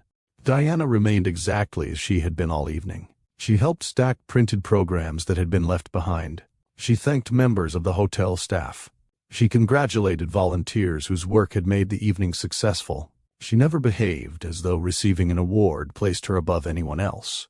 Watching her move through the room, Kelvin remembered something she once told him during the first year of their marriage. The way people treat others after receiving recognition tells you far more than the recognition itself. At the time, he had simply nodded. Now, he finally understood. Recognition hadn't changed Diana. It had simply revealed the person she had always been. When the last round of conversations ended, Diana quietly slipped through a side door leading to the hotel's outdoor terrace. The evening air carried a gentle breeze across the city skyline. Downtown Los Angeles stretched into the distance, its lights shining beneath the clear night sky. She rested both hands lightly on the railing. For the first time since arriving, she allowed herself a long, steady breath. The ballroom behind her had been full of applause. Out here, there was only silence. A few moments later, the terrace door opened. She didn't turn around. She already knew who it was. Kelvin walked forward slowly before stopping a respectful distance away. Neither of them spoke immediately. The quiet between them wasn't uncomfortable. It carried the weight of everything that had happened that evening. Finally, Kelvin broke the silence. I don't deserve the kindness you've shown me tonight. Diana continued looking across the city. No, there was no anger in her answer. Only honesty. He swallowed hard. I kept telling myself we had simply grown apart. She remained quiet. I blamed work. He looked down. I blamed routine. Another pause. I blamed almost everything except myself. Diana slowly turned to face him. Her eyes held sadness, not bitterness, not satisfaction, just sadness. Do you know what hurt the most? Kelvin lifted his eyes. She spoke so gently that he almost wished she had shouted instead. You stopped asking about my life. He didn't answer. You stopped asking how the young women were doing. Silence. You stopped asking why I came home smiling. He felt his throat tighten. You stopped wondering where I spent my Saturdays. Every memory returned at once. The weekends, the volunteer work, the conversations he had never taken time to hear. Diana held his gaze for another long moment. Then she said the words that would remain with him, long after the gala had become a memory. You didn't stop loving me overnight, Kelvin. She paused. You stopped looking. You stopped looking. The words settled between them, with a weight neither of them tried to escape. The breeze carried the distant sounds of traffic through downtown Los Angeles. But on the hotel terrace, everything else seemed to disappear. Kelvin lowered his eyes. For years he had negotiated multi-million-dollar agreements without struggling to find the right words. Now, standing in front of the woman who had shared his life, he couldn't find a single sentence that felt large enough to carry the truth. Diana didn't rush him. She had spent months waiting for honesty. She could wait another minute. Kelvin finally drew a slow breath. I don't know when I became this person. His voice barely rose above a whisper. I've been asking myself that all night. Diana remained quiet. I kept telling myself I was working hard for us. He looked toward the city lights before continuing. Every late meeting sounded reasonable. Every business dinner seemed important. Every promise to make it up to you felt believable. He laughed once. It wasn't amusement. It was disappointment. I convinced myself that because my intentions started out good, my choices couldn't be that bad. Diana folded her hands in front of her. You weren't working for us anymore. Kelvin looked at her. You were working for the version of yourself you wanted everyone else to admire. He closed his eyes. She hadn't raised her voice. She hadn't insulted him. Yet those words reached places anger never could. I know. No. Diana answered gently. I don't think you do. She took a slow breath before continuing. When people think about betrayal, they usually imagine one terrible decision. She shook her head. For me, her eyes met his. It started much earlier. Kelvin listened without interrupting. It started when I stopped feeling like I could tell you about my day because your phone always rang before I finished. It started when dinner became something we planned instead of something we shared. It started when I celebrated your victories alone because you were already thinking about the next one. Kelvin remembered those evenings. He had always believed they were temporary. He never imagined Diana was quietly collecting moments that left her feeling alone inside her own marriage. I wasn't asking for expensive trips, she continued. I wasn't asking for jewelry. I wasn't asking you to give up your career. A faint smile appeared. You know me better than that. He looked down. I thought I did. Diana's expression softened. I wanted conversations. I wanted curiosity. I wanted the man who used to ask me how my day went and actually wait for the answer. Kelvin swallowed hard. I remember. So do I. Silence settled over them again. Not empty silence. Reflective silence. The kind that arrives when two people finally stop protecting themselves long enough to tell the truth. Kelvin spoke first. The affair didn't begin because you failed me. Diana didn't react. It began because I stopped protecting my own character. He looked directly at her. I need you to hear that. I never came home because you weren't enough. I came home carrying guilt I didn't want to face. So I stayed at work longer. I answered more emails. I accepted more meetings. Anything that delayed coming home. He stopped speaking for a moment. When someone admired me at work, his shoulders dropped. I let myself enjoy it. I told myself it wasn't crossing a line. Then I started looking forward to those conversations. I started sharing things I should have been sharing with you. His voice broke slightly. I lied. I lied about meetings. I lied about dinners. I lied about where I was. I lied because every lie made the next one easier. Diana listened without looking away. There was no satisfaction on her face. Confession didn't erase pain. It simply removed the hiding place. Kelvin continued. I even convinced myself our marriage had already become routine. A sad smile crossed Diana's face. Our marriage didn't become routine. She paused. You stopped participating in it. The sentence landed harder than anything else she had said. Kelvin nodded slowly. You're right. I kept expecting our relationship to survive on memories. He looked toward the ballroom doors behind them. I thought because you were always patient, you would always be there.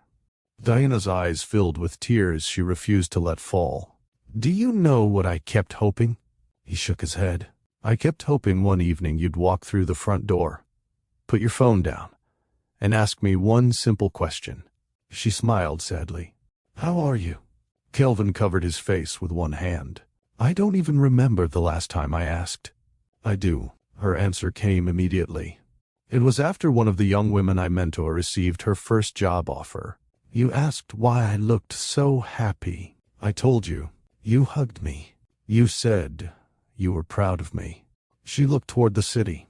That conversation lasted maybe 10 minutes. It became one of my favorite memories, because they had become so rare. Kelvin felt as though every ordinary moment he had ignored was now returning to stand before him.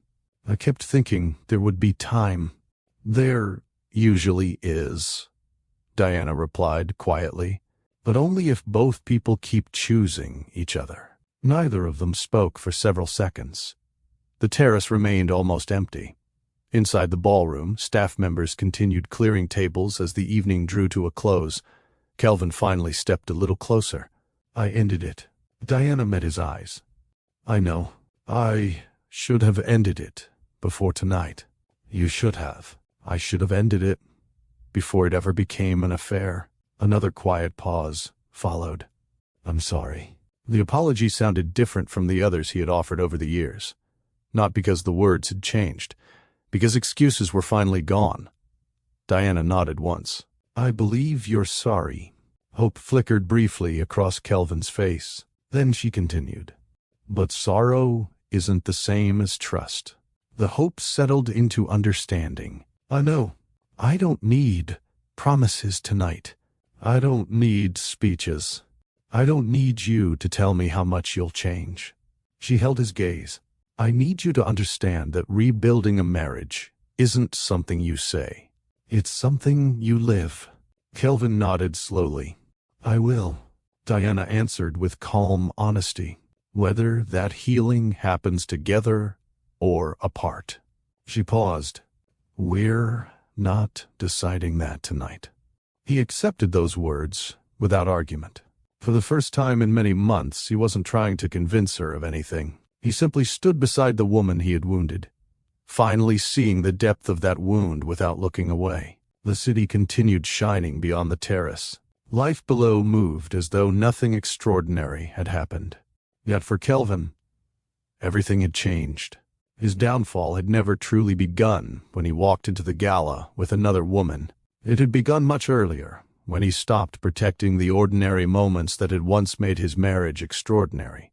And standing beside Diana in the quiet after the applause, he understood that no public success would ever matter if he failed the person who had quietly believed in him from the very beginning.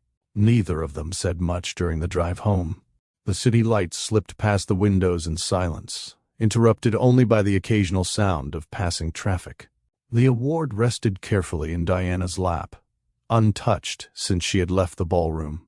Kelvin glanced at it once. Then he looked back at the road. He understood why she wasn't speaking. There were no new explanations left to offer.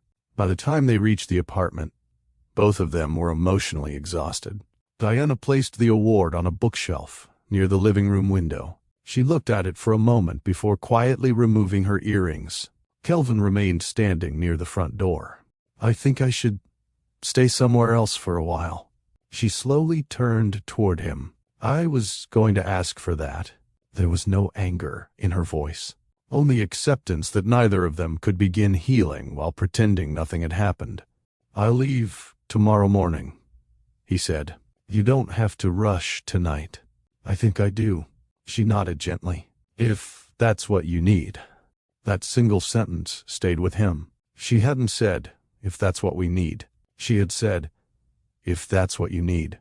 Even after everything, she still separated his journey from hers. The following morning began much earlier than usual. Kelvin packed only what he needed: a few suits, casual clothes, toiletries, his laptop. He paused several times while walking through the apartment. The framed photographs on the hallway wall suddenly demanded his attention. One showed them laughing on a beach. Another had been taken during their first anniversary. Another captured them planting herbs on the balcony together. He realized something painful. He had walked past those photographs almost every day without really seeing them. Now every picture reminded him of promises he had slowly neglected. Diana walked into the kitchen, carrying 2 mugs of coffee. She quietly placed one beside him. "You'll need this." He looked at her. "Thank you." Neither reached for a long embrace. Neither pretended everything would somehow fix itself within a few days. The hurt between them deserved honesty, not false optimism. Before leaving, Kelvin picked up his bag. "I don't know what happens next," Diana answered softly. "Neither do I. I'll respect whatever space you need." "I appreciate that." He opened the front door, then stopped. "I'm grateful you came to the gala." She looked at him. "So am I?" He nodded once, before walking into the hallway. The apartment door closed quietly behind him. For the first time since they had built a life together, they would be waking up in different homes. Kelvin rented a modest apartment across town. Compared with the home he had shared with Diana, it felt strangely empty. The silence greeted him every evening. There were no plants on the balcony, no music drifting from the kitchen, no handwritten notes waiting beside the coffee maker, only the sound of his own thoughts. At first he tried distracting himself with work. It didn't last. Meetings no longer felt like an escape. The applause he once enjoyed now sounded hollow. Several days later he kept an appointment he had almost canceled twice: individual counseling. He entered the office carrying the same confidence he brought into business meetings. Within minutes, that confidence disappeared. The counselor asked a simple question: "What brings you here?" Kelvin answered automatically: "I ruined my marriage." The counselor waited. Kelvin expected another question. Instead, the silence encouraged him to continue. "I thought I came here to figure out how to get my wife back." He looked down at his hands. "I think I actually came here to understand how I became someone I don't recognize." For the next hour, he spoke more honestly than he had in years. Not only about the affair, about ambition, pride, validation, fear, the habit of measuring his worth through professional success. The counselor never excused his choices. Neither did she reduce him to his worst mistake. She challenged him to examine the decisions that led there. Those sessions became part of his weekly routine, not because they were comfortable, because they forced him to confront truths he had spent months avoiding. The changes slowly reached his workplace. No public scandal spread through the company. There were no dramatic headlines. But people noticed differences. The younger co-worker had quietly transferred to another division. Rumors circulated, without becoming open gossip. Some colleagues who once lingered after meetings now kept conversations brief. Others remained professional, but noticeably more reserved. One afternoon, Kelvin entered the executive lounge carrying a file. The room became slightly quieter. Nobody insulted him. Nobody confronted him. Still, he sensed the shift. Respect built over years could weaken much faster than it was earned. For the first time, he understood that reputation wasn't protected by achievements alone. It was protected by character. Months earlier, he would have blamed everyone else for judging him. Now he accepted that trust, once damaged, naturally required time to rebuild. He stopped trying to impress people. He focused instead on becoming dependable again. His work remained strong. His attitude changed. He listened more than he spoke. He gave younger employees credit for their ideas. He apologized when he made mistakes instead of explaining them away. Outside the office, another change quietly began. One Saturday morning, Kelvin drove to the nonprofit where Diana volunteered. He parked across the street for several minutes before walking inside. He wasn't expecting to see Diana. He had already learned she spent that weekend helping at another community event. A volunteer greeted him warmly. "Can I help you?" "Yes." He hesitated. "I'd like to volunteer." The volunteer smiled. "We're always grateful for another pair of hands." No one recognized him as an executive. No one cared about the expensive developments he had helped build. They handed him work gloves and directed him toward a housing project where donated furniture needed to be assembled for families moving into new apartments. He spent the entire morning carrying tables, tightening bolts, sweeping floors, and unloading boxes. By lunchtime, his shirt clung to his back with sweat. His hands were sore. He couldn't remember the last time physical work had left him this tired. An elderly volunteer offered him a bottle of water.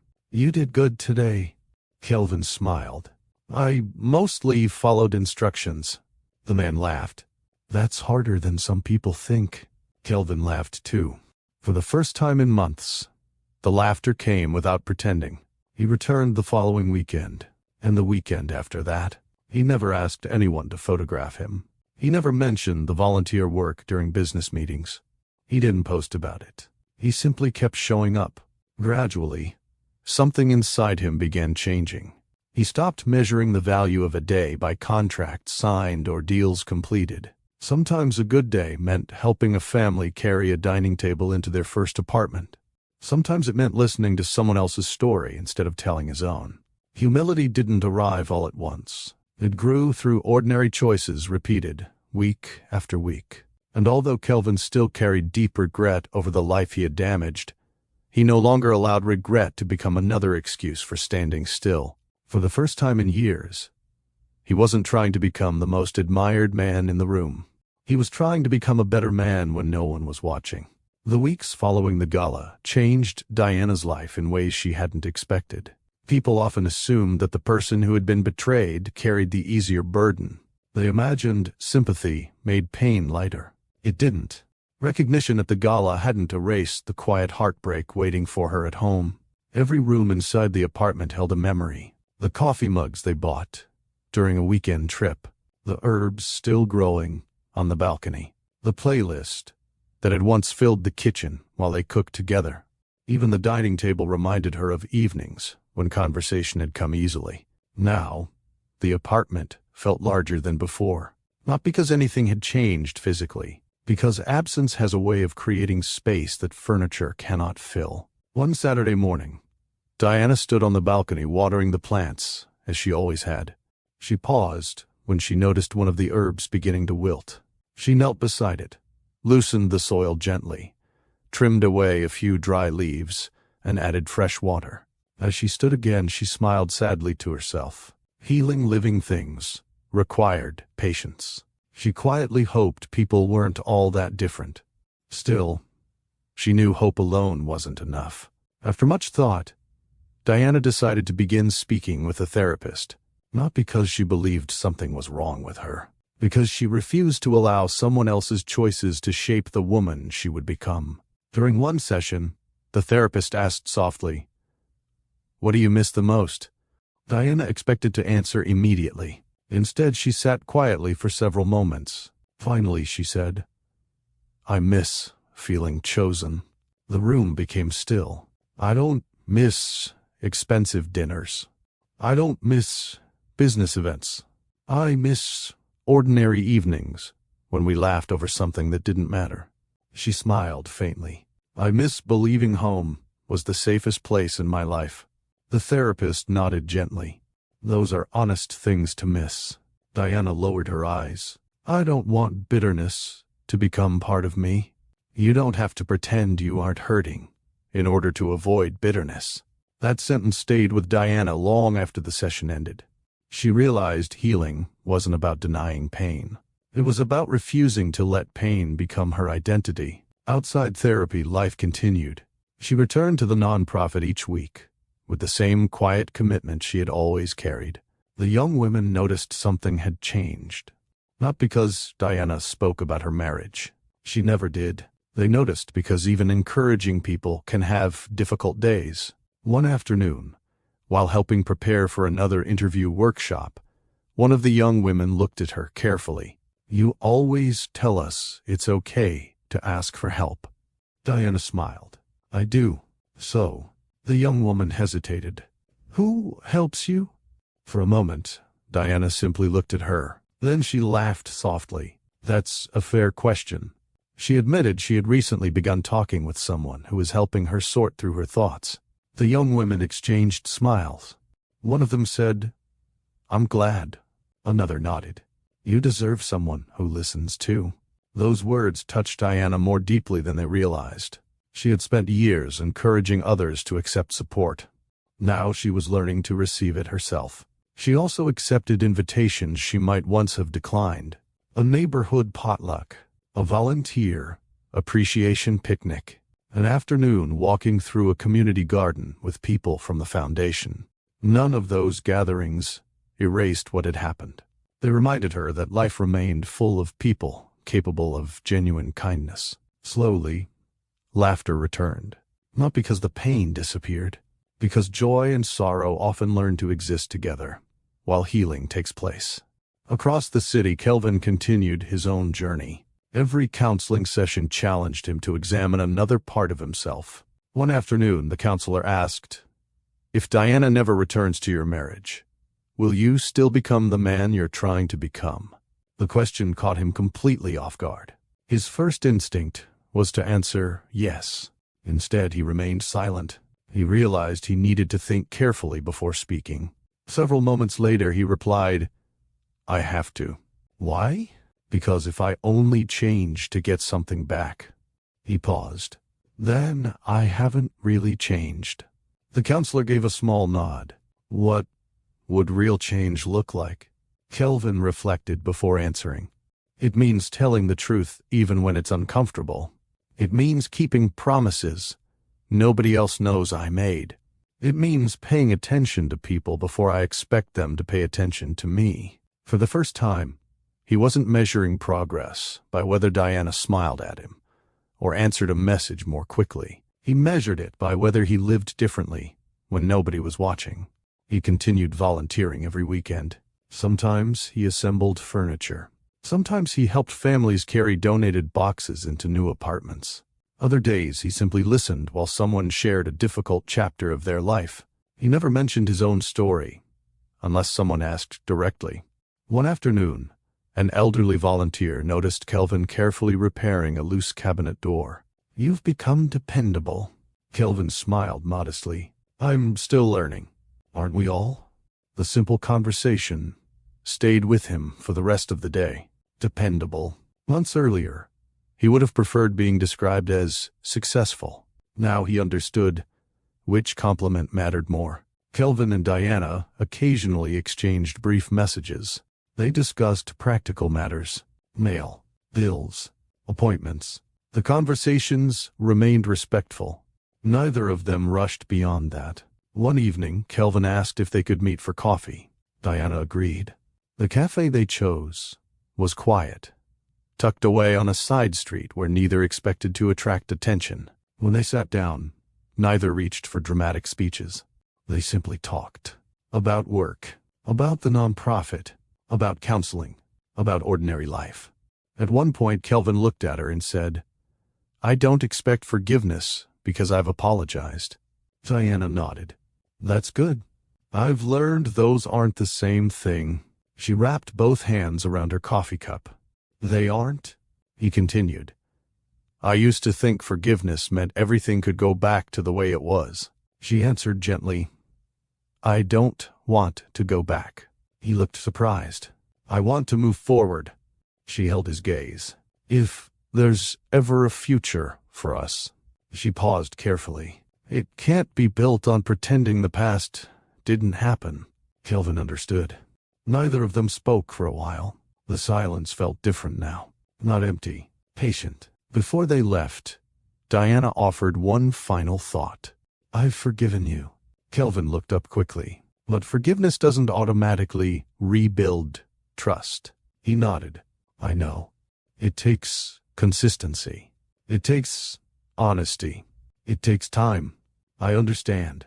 For the first time since the gala, Diana saw something in Kelvin she hadn't seen for a very long time. He wasn't trying to persuade her. He wasn't asking for another chance. He wasn't defending himself. He was simply listening. As they walked out of the cafe in different directions, neither knew what their future would hold. They only knew one thing with certainty. Healing had finally begun. Not because every wound had disappeared, but because both of them had chosen truth over appearances, patience over pressure, and steady growth over easy promises. Whatever came next would not be decided by one emotional conversation. It would be shaped by the quiet choices they continued making long after the applause from the gala had faded. Nearly a year passed. Los Angeles welcomed another warm spring, and with it came a new season of community events across the city. Trees that had stood bare through cooler months were full again. Neighborhood parks echoed with children's laughter, and local organizations prepared for another year of serving families who needed a helping hand. For Diana, much of life looked familiar. She still woke before sunrise. Soft jazz still filled the apartment, while coffee brewed in the kitchen. The herbs on the balcony had grown thicker than ever, spilling over their planters with healthy green leaves. Some mornings she smiled when she watered them. Other mornings she simply stood there, letting the quiet remind her that growth rarely happened overnight. She had learned that lesson well. Healing had not erased every painful memory. It had simply taught her that painful memories no longer had to decide the direction of her future. Across town, Kelvin's mornings looked very different from the life he once lived. His calendar still contained business meetings and property reviews, but the frantic pace that once defined him had disappeared. He no longer measured every hour by productivity alone. He intentionally left space in his schedule. Space to think. Space to listen. Space to keep commitments that never appeared on a corporate calendar. Saturday mornings had become especially important. Almost every weekend for the past year, he had reported to the same nonprofit projects without expecting recognition. Some weekends meant helping families move into furnished apartments. Other weekends meant unloading donated supplies or repairing community spaces that served young people beginning new chapters of life. The work rarely attracted attention. That was precisely why he valued it. One Saturday, while tightening the final screws on a bookshelf inside a small apartment, Kelvin paused to look around the room. A dining table stood near the window. 2 chairs waited beside it. Fresh curtains had just been hung. The apartment wasn't luxurious. It represented something far more meaningful. A fresh beginning. The elderly volunteer who had worked beside him for months stepped back and admired the finished room. "I think they'll like it." Kelvin smiled. "I hope it feels like home." The older man looked at him thoughtfully. "You've changed." Kelvin chuckled softly. "I hope that's true." "It is." "What makes you say that?" The volunteer rested both hands on the top of the bookshelf. "When you first came here, you worked like a man trying to prove something." Kelvin listened quietly. "Now, you work like someone who's simply grateful to help."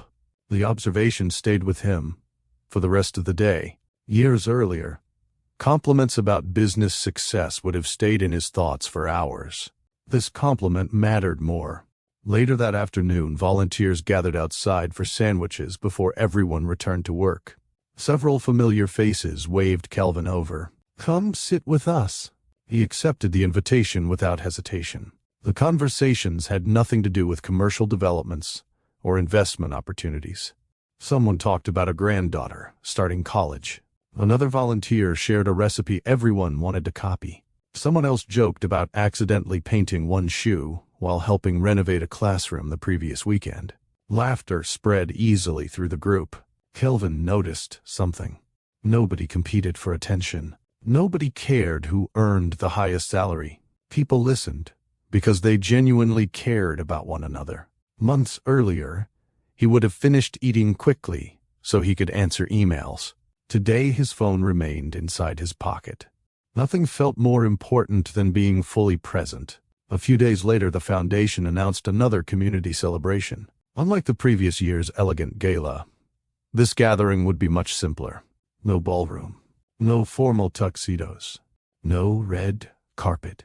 Just volunteers, neighborhood families, local supporters, and the young people whose lives had been shaped through the Foundation's programs. The event would celebrate another successful year of mentoring, housing assistance, and educational opportunities. Kelvin received the invitation by email. He stared at it for several minutes.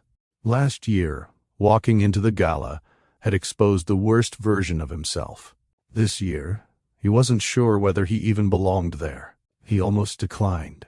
Instead, he remembered something his counselor had once asked him. Are you making decisions from humility or from shame?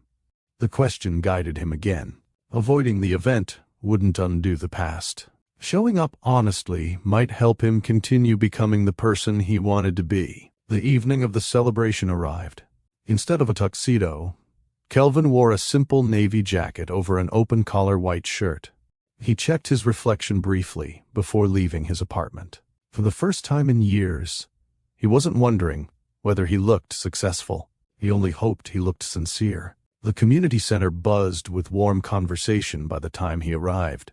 Children chased one another across the courtyard while volunteers arranged food on long serving tables.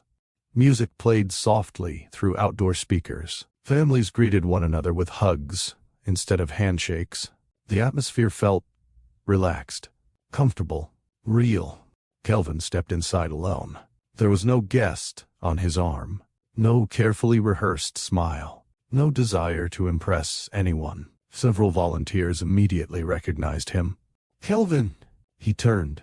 The elderly volunteer who had worked beside him for months walked over with a broad smile. I'm glad you came. So am I. Another volunteer joined them. We were wondering if you'd make it. I wasn't sure I should. The volunteer shook her head. You've earned your place here. Those words surprised him. I've only been helping. She smiled. Exactly. As they talked, more volunteers stopped to greet him. Someone thanked him for spending weekends assembling furniture. Another joked that he had become the unofficial expert on stubborn cabinet doors. Kelvin laughed. I've had plenty of practice. The laughter felt natural. Nobody mentioned the gala from the previous year. Nobody treated him like a man seeking forgiveness. They treated him like another volunteer who had shown up consistently. Consistency. Diana had once told him that trust was built through it. Standing among people who knew him not as an executive but simply as someone willing to work, Kelvin finally understood the depth of those words. He quietly looked around the celebration. Somewhere in the crowd he knew Diana was there. For the first time in a very long time, the thought didn't fill him with panic. It filled him with gratitude. Because whatever happened next, he would meet her not as the man who had walked into that ballroom chasing admiration, but as a man who had finally learned that character grows in the ordinary moments when no one is keeping score. Kelvin remained near the refreshment table for several minutes, speaking with volunteers who had gradually become friends. The conversations were simple. Someone asked about a shelving project they had finished the previous weekend. Another teased him about finally learning how to use a power drill without reading the instructions backward. Kelvin laughed. I'll admit that first attempt wasn't my best work. It definitely wasn't, one volunteer replied, smiling. You nearly installed the shelf upside down. I prefer to think I was testing everyone's attention. The group laughed together. It was the kind of easy conversation Kelvin had once overlooked because he believed important moments only happened inside conference rooms. Now he understood that some of life's richest conversations happened while people carried folding chairs or shared sandwiches after a morning of serving others. As the laughter settled, his eyes wandered across the courtyard. Near the far side of the community center, Diana stood beside a group of young women. She wasn't giving a speech. She wasn't standing at the center of attention. She was listening. One young woman spoke excitedly while using both hands to explain something. Diana smiled, nodded, and occasionally laughed. When the young woman finished, Diana gave her a quick hug. The smile on the young woman's face grew even brighter.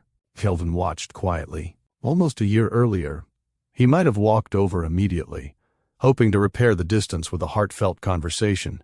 Today he waited, not because he was afraid, because he had finally learned that respect sometimes meant allowing another person to finish the moment they were already living. A few minutes later, Diana looked in his direction. Their eyes met across the courtyard. Neither looked away. She offered a small smile. Not the warm smile she had worn during the earliest years of their marriage. Not the guarded expression from the Gala. Something gentler. Something peaceful. Kelvin returned the smile. He didn't wave. He didn't interrupt her conversation. When the young women finally walked toward another activity, Diana made her way across the courtyard. They stopped a few feet apart. "Hi," she said. "Hi. You came. I almost talked myself out of it. I'm glad you didn't." "So am I." For a brief moment, neither spoke again. The silence no longer felt painful. It simply reflected two people who no longer believed every pause had to be filled. "You look well," Kelvin said. "I've been doing well." "I'm happy to hear that." She studied him for a moment. "You look different." He smiled faintly. "I've heard that a few times." "It's more than your appearance." "I hope so." She nodded. "It is." A volunteer carrying a tray of lemonade passed between them. Both stepped aside to make room before returning to their conversation. It was such an ordinary interruption that they both laughed softly. "You always did have perfect timing," Diana joked. "I wish that were true." She smiled. "You know what I mean." "I do." They found two empty chairs beneath a large shade tree overlooking the courtyard. Children played nearby, while families gathered around picnic tables. Nothing about the setting encouraged dramatic speeches. That suited both of them. Kelvin rested his hands together before speaking. "I've wanted to say something for a long time." Diana listened. "But I kept realizing I was saying it for myself." She waited.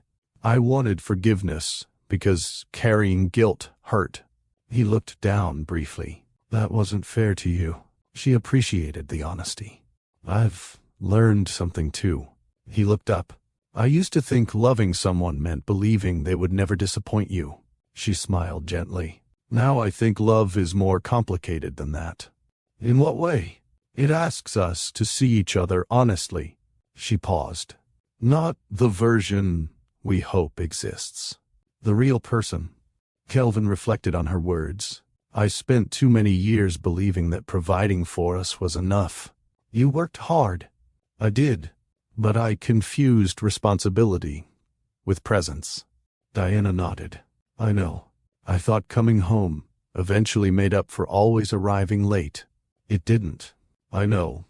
I thought buying gifts balanced broken promises. It couldn't." "I know." There was no defensiveness in his voice, only acceptance. Diana noticed that immediately. The old Kelvin often explained himself before listening. This Kelvin listened first. "I've been thinking about something you said on the terrace after the gala." He looked at her. "You stopped looking."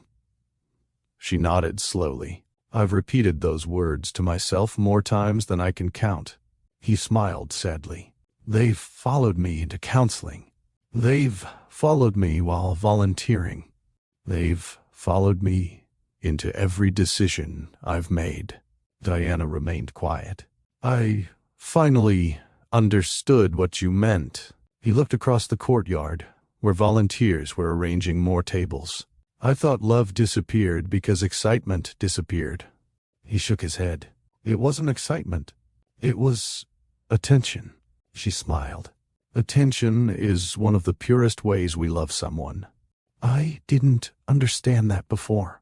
"I know. I do now." He looked back at her. "I noticed things again. The elderly volunteer who always shares his lunch. The family who finally moved into permanent housing. The young man who smiles every Saturday now because someone remembered his birthday." He laughed softly. "I used to miss things like that." Diana listened carefully. "I think I missed them because I was always thinking about what came next." She folded her hands. "There's another side to that." "What is it?" "When someone feels truly seen." She looked toward the families gathered around the courtyard.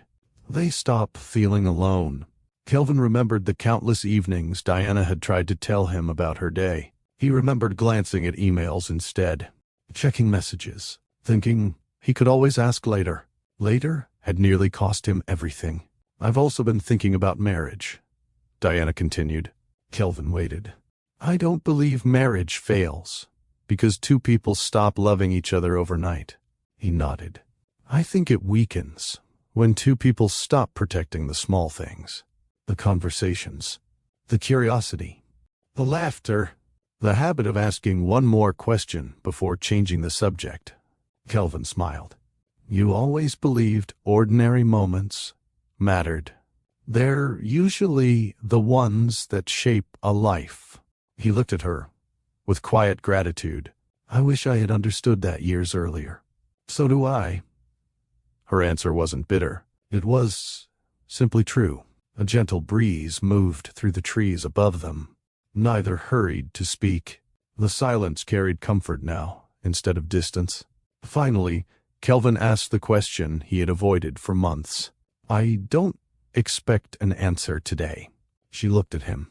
But I need to ask. She waited. Do you think people can truly rebuild trust? Diana took her time before answering. I think people can rebuild almost anything. He listened carefully. But only when both people understand they're building something new. She smiled gently. The old marriage ended the day honesty disappeared. His heart tightened. If there's ever another chapter for us. She paused. It can't be an attempt to recreate what we lost. It has to become something healthier than what we had before. Kelvin nodded slowly.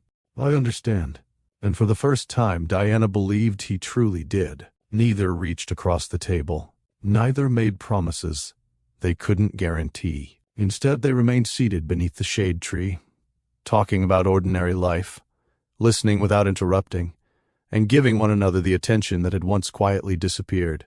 It wasn't a dramatic reconciliation. It was something far more meaningful. Two people finally learning how to have the conversation they should have been having long before everything fell apart.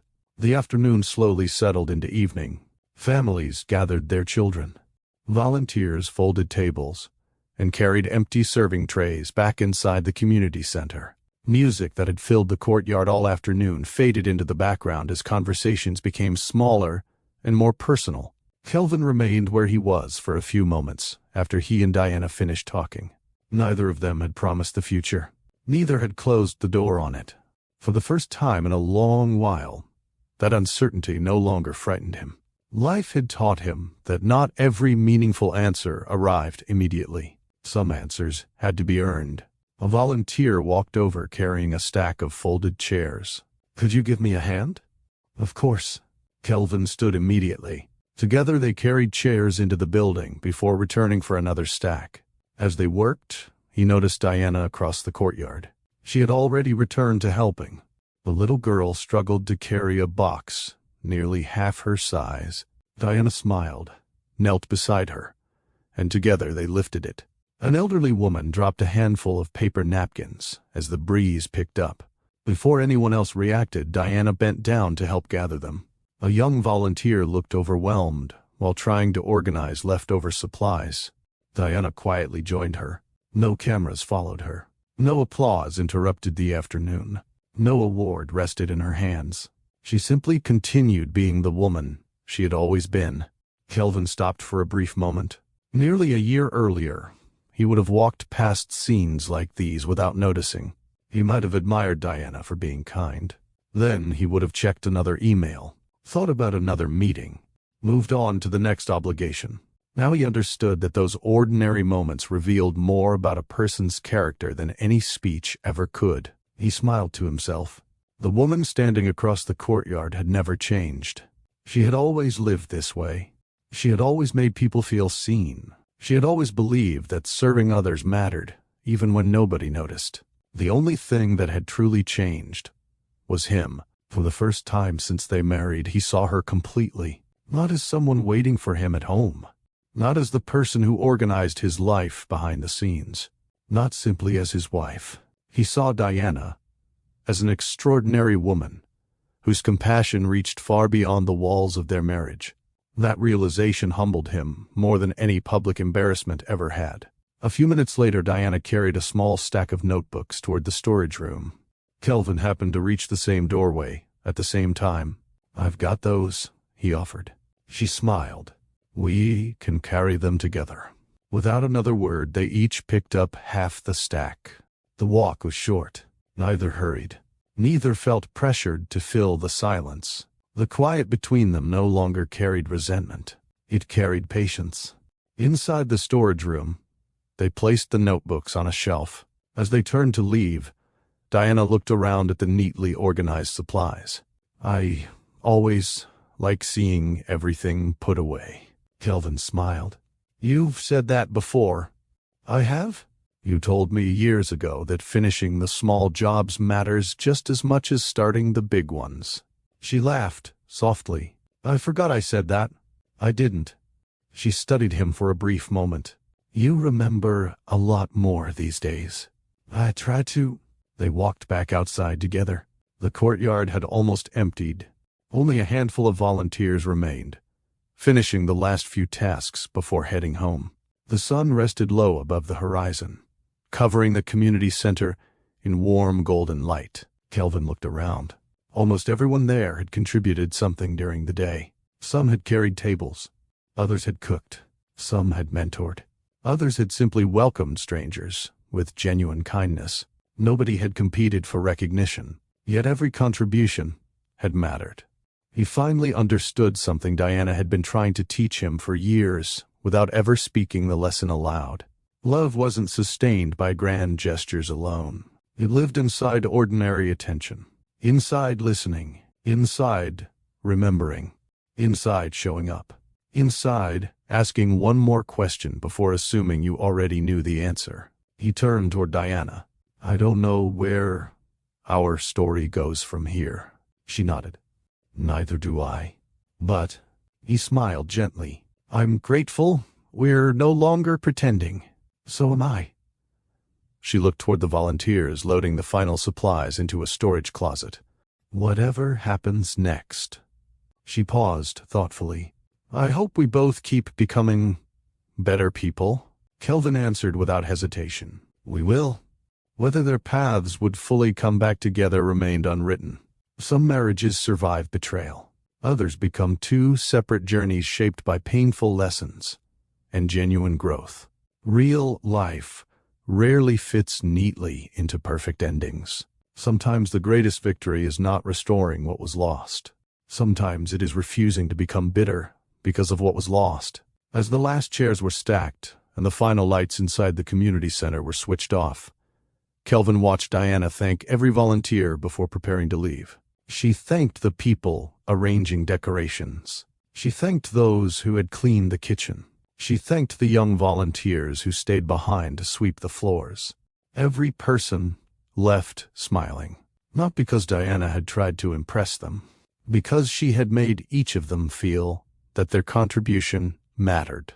Kelvin quietly realized that this was the woman he had married, the woman who believed no act of kindness was too small, the woman who never needed an audience to choose compassion, the woman whose worth had never depended on awards, applause, or admiration. She had always been extraordinary. He had simply failed to notice while chasing things that disappeared far more quickly than character ever could. As Diana walked toward her car, she turned once more. Their eyes met. She smiled. Kelvin smiled back. Nothing else needed to be said. Some conversations continue long after words have ended. As you think about Kelvin and Diana's journey, perhaps the most important question isn't whether they eventually rebuilt their marriage. Perhaps it's this: how often do we overlook the people who quietly love us because we've become too distracted by everything else? Sometimes the greatest gift we can give another person isn't money, success, or even the perfect words. Sometimes it's our attention, our curiosity, our willingness to truly see them before it's too late. If this story touched your heart, I'd love to hear your thoughts. Do you believe trust can be rebuilt after betrayal? Or do some wounds change a relationship forever? Share your perspective in the comments, because your experience may encourage someone else. And if you enjoy meaningful stories that explore love, family, forgiveness, and life's most important lessons, please like this video, subscribe to Mr. George Stories, and share it with someone who might need this reminder today. Because the strongest relationships are rarely built by extraordinary moments. They are built by ordinary people choosing one another, again and again, every single day.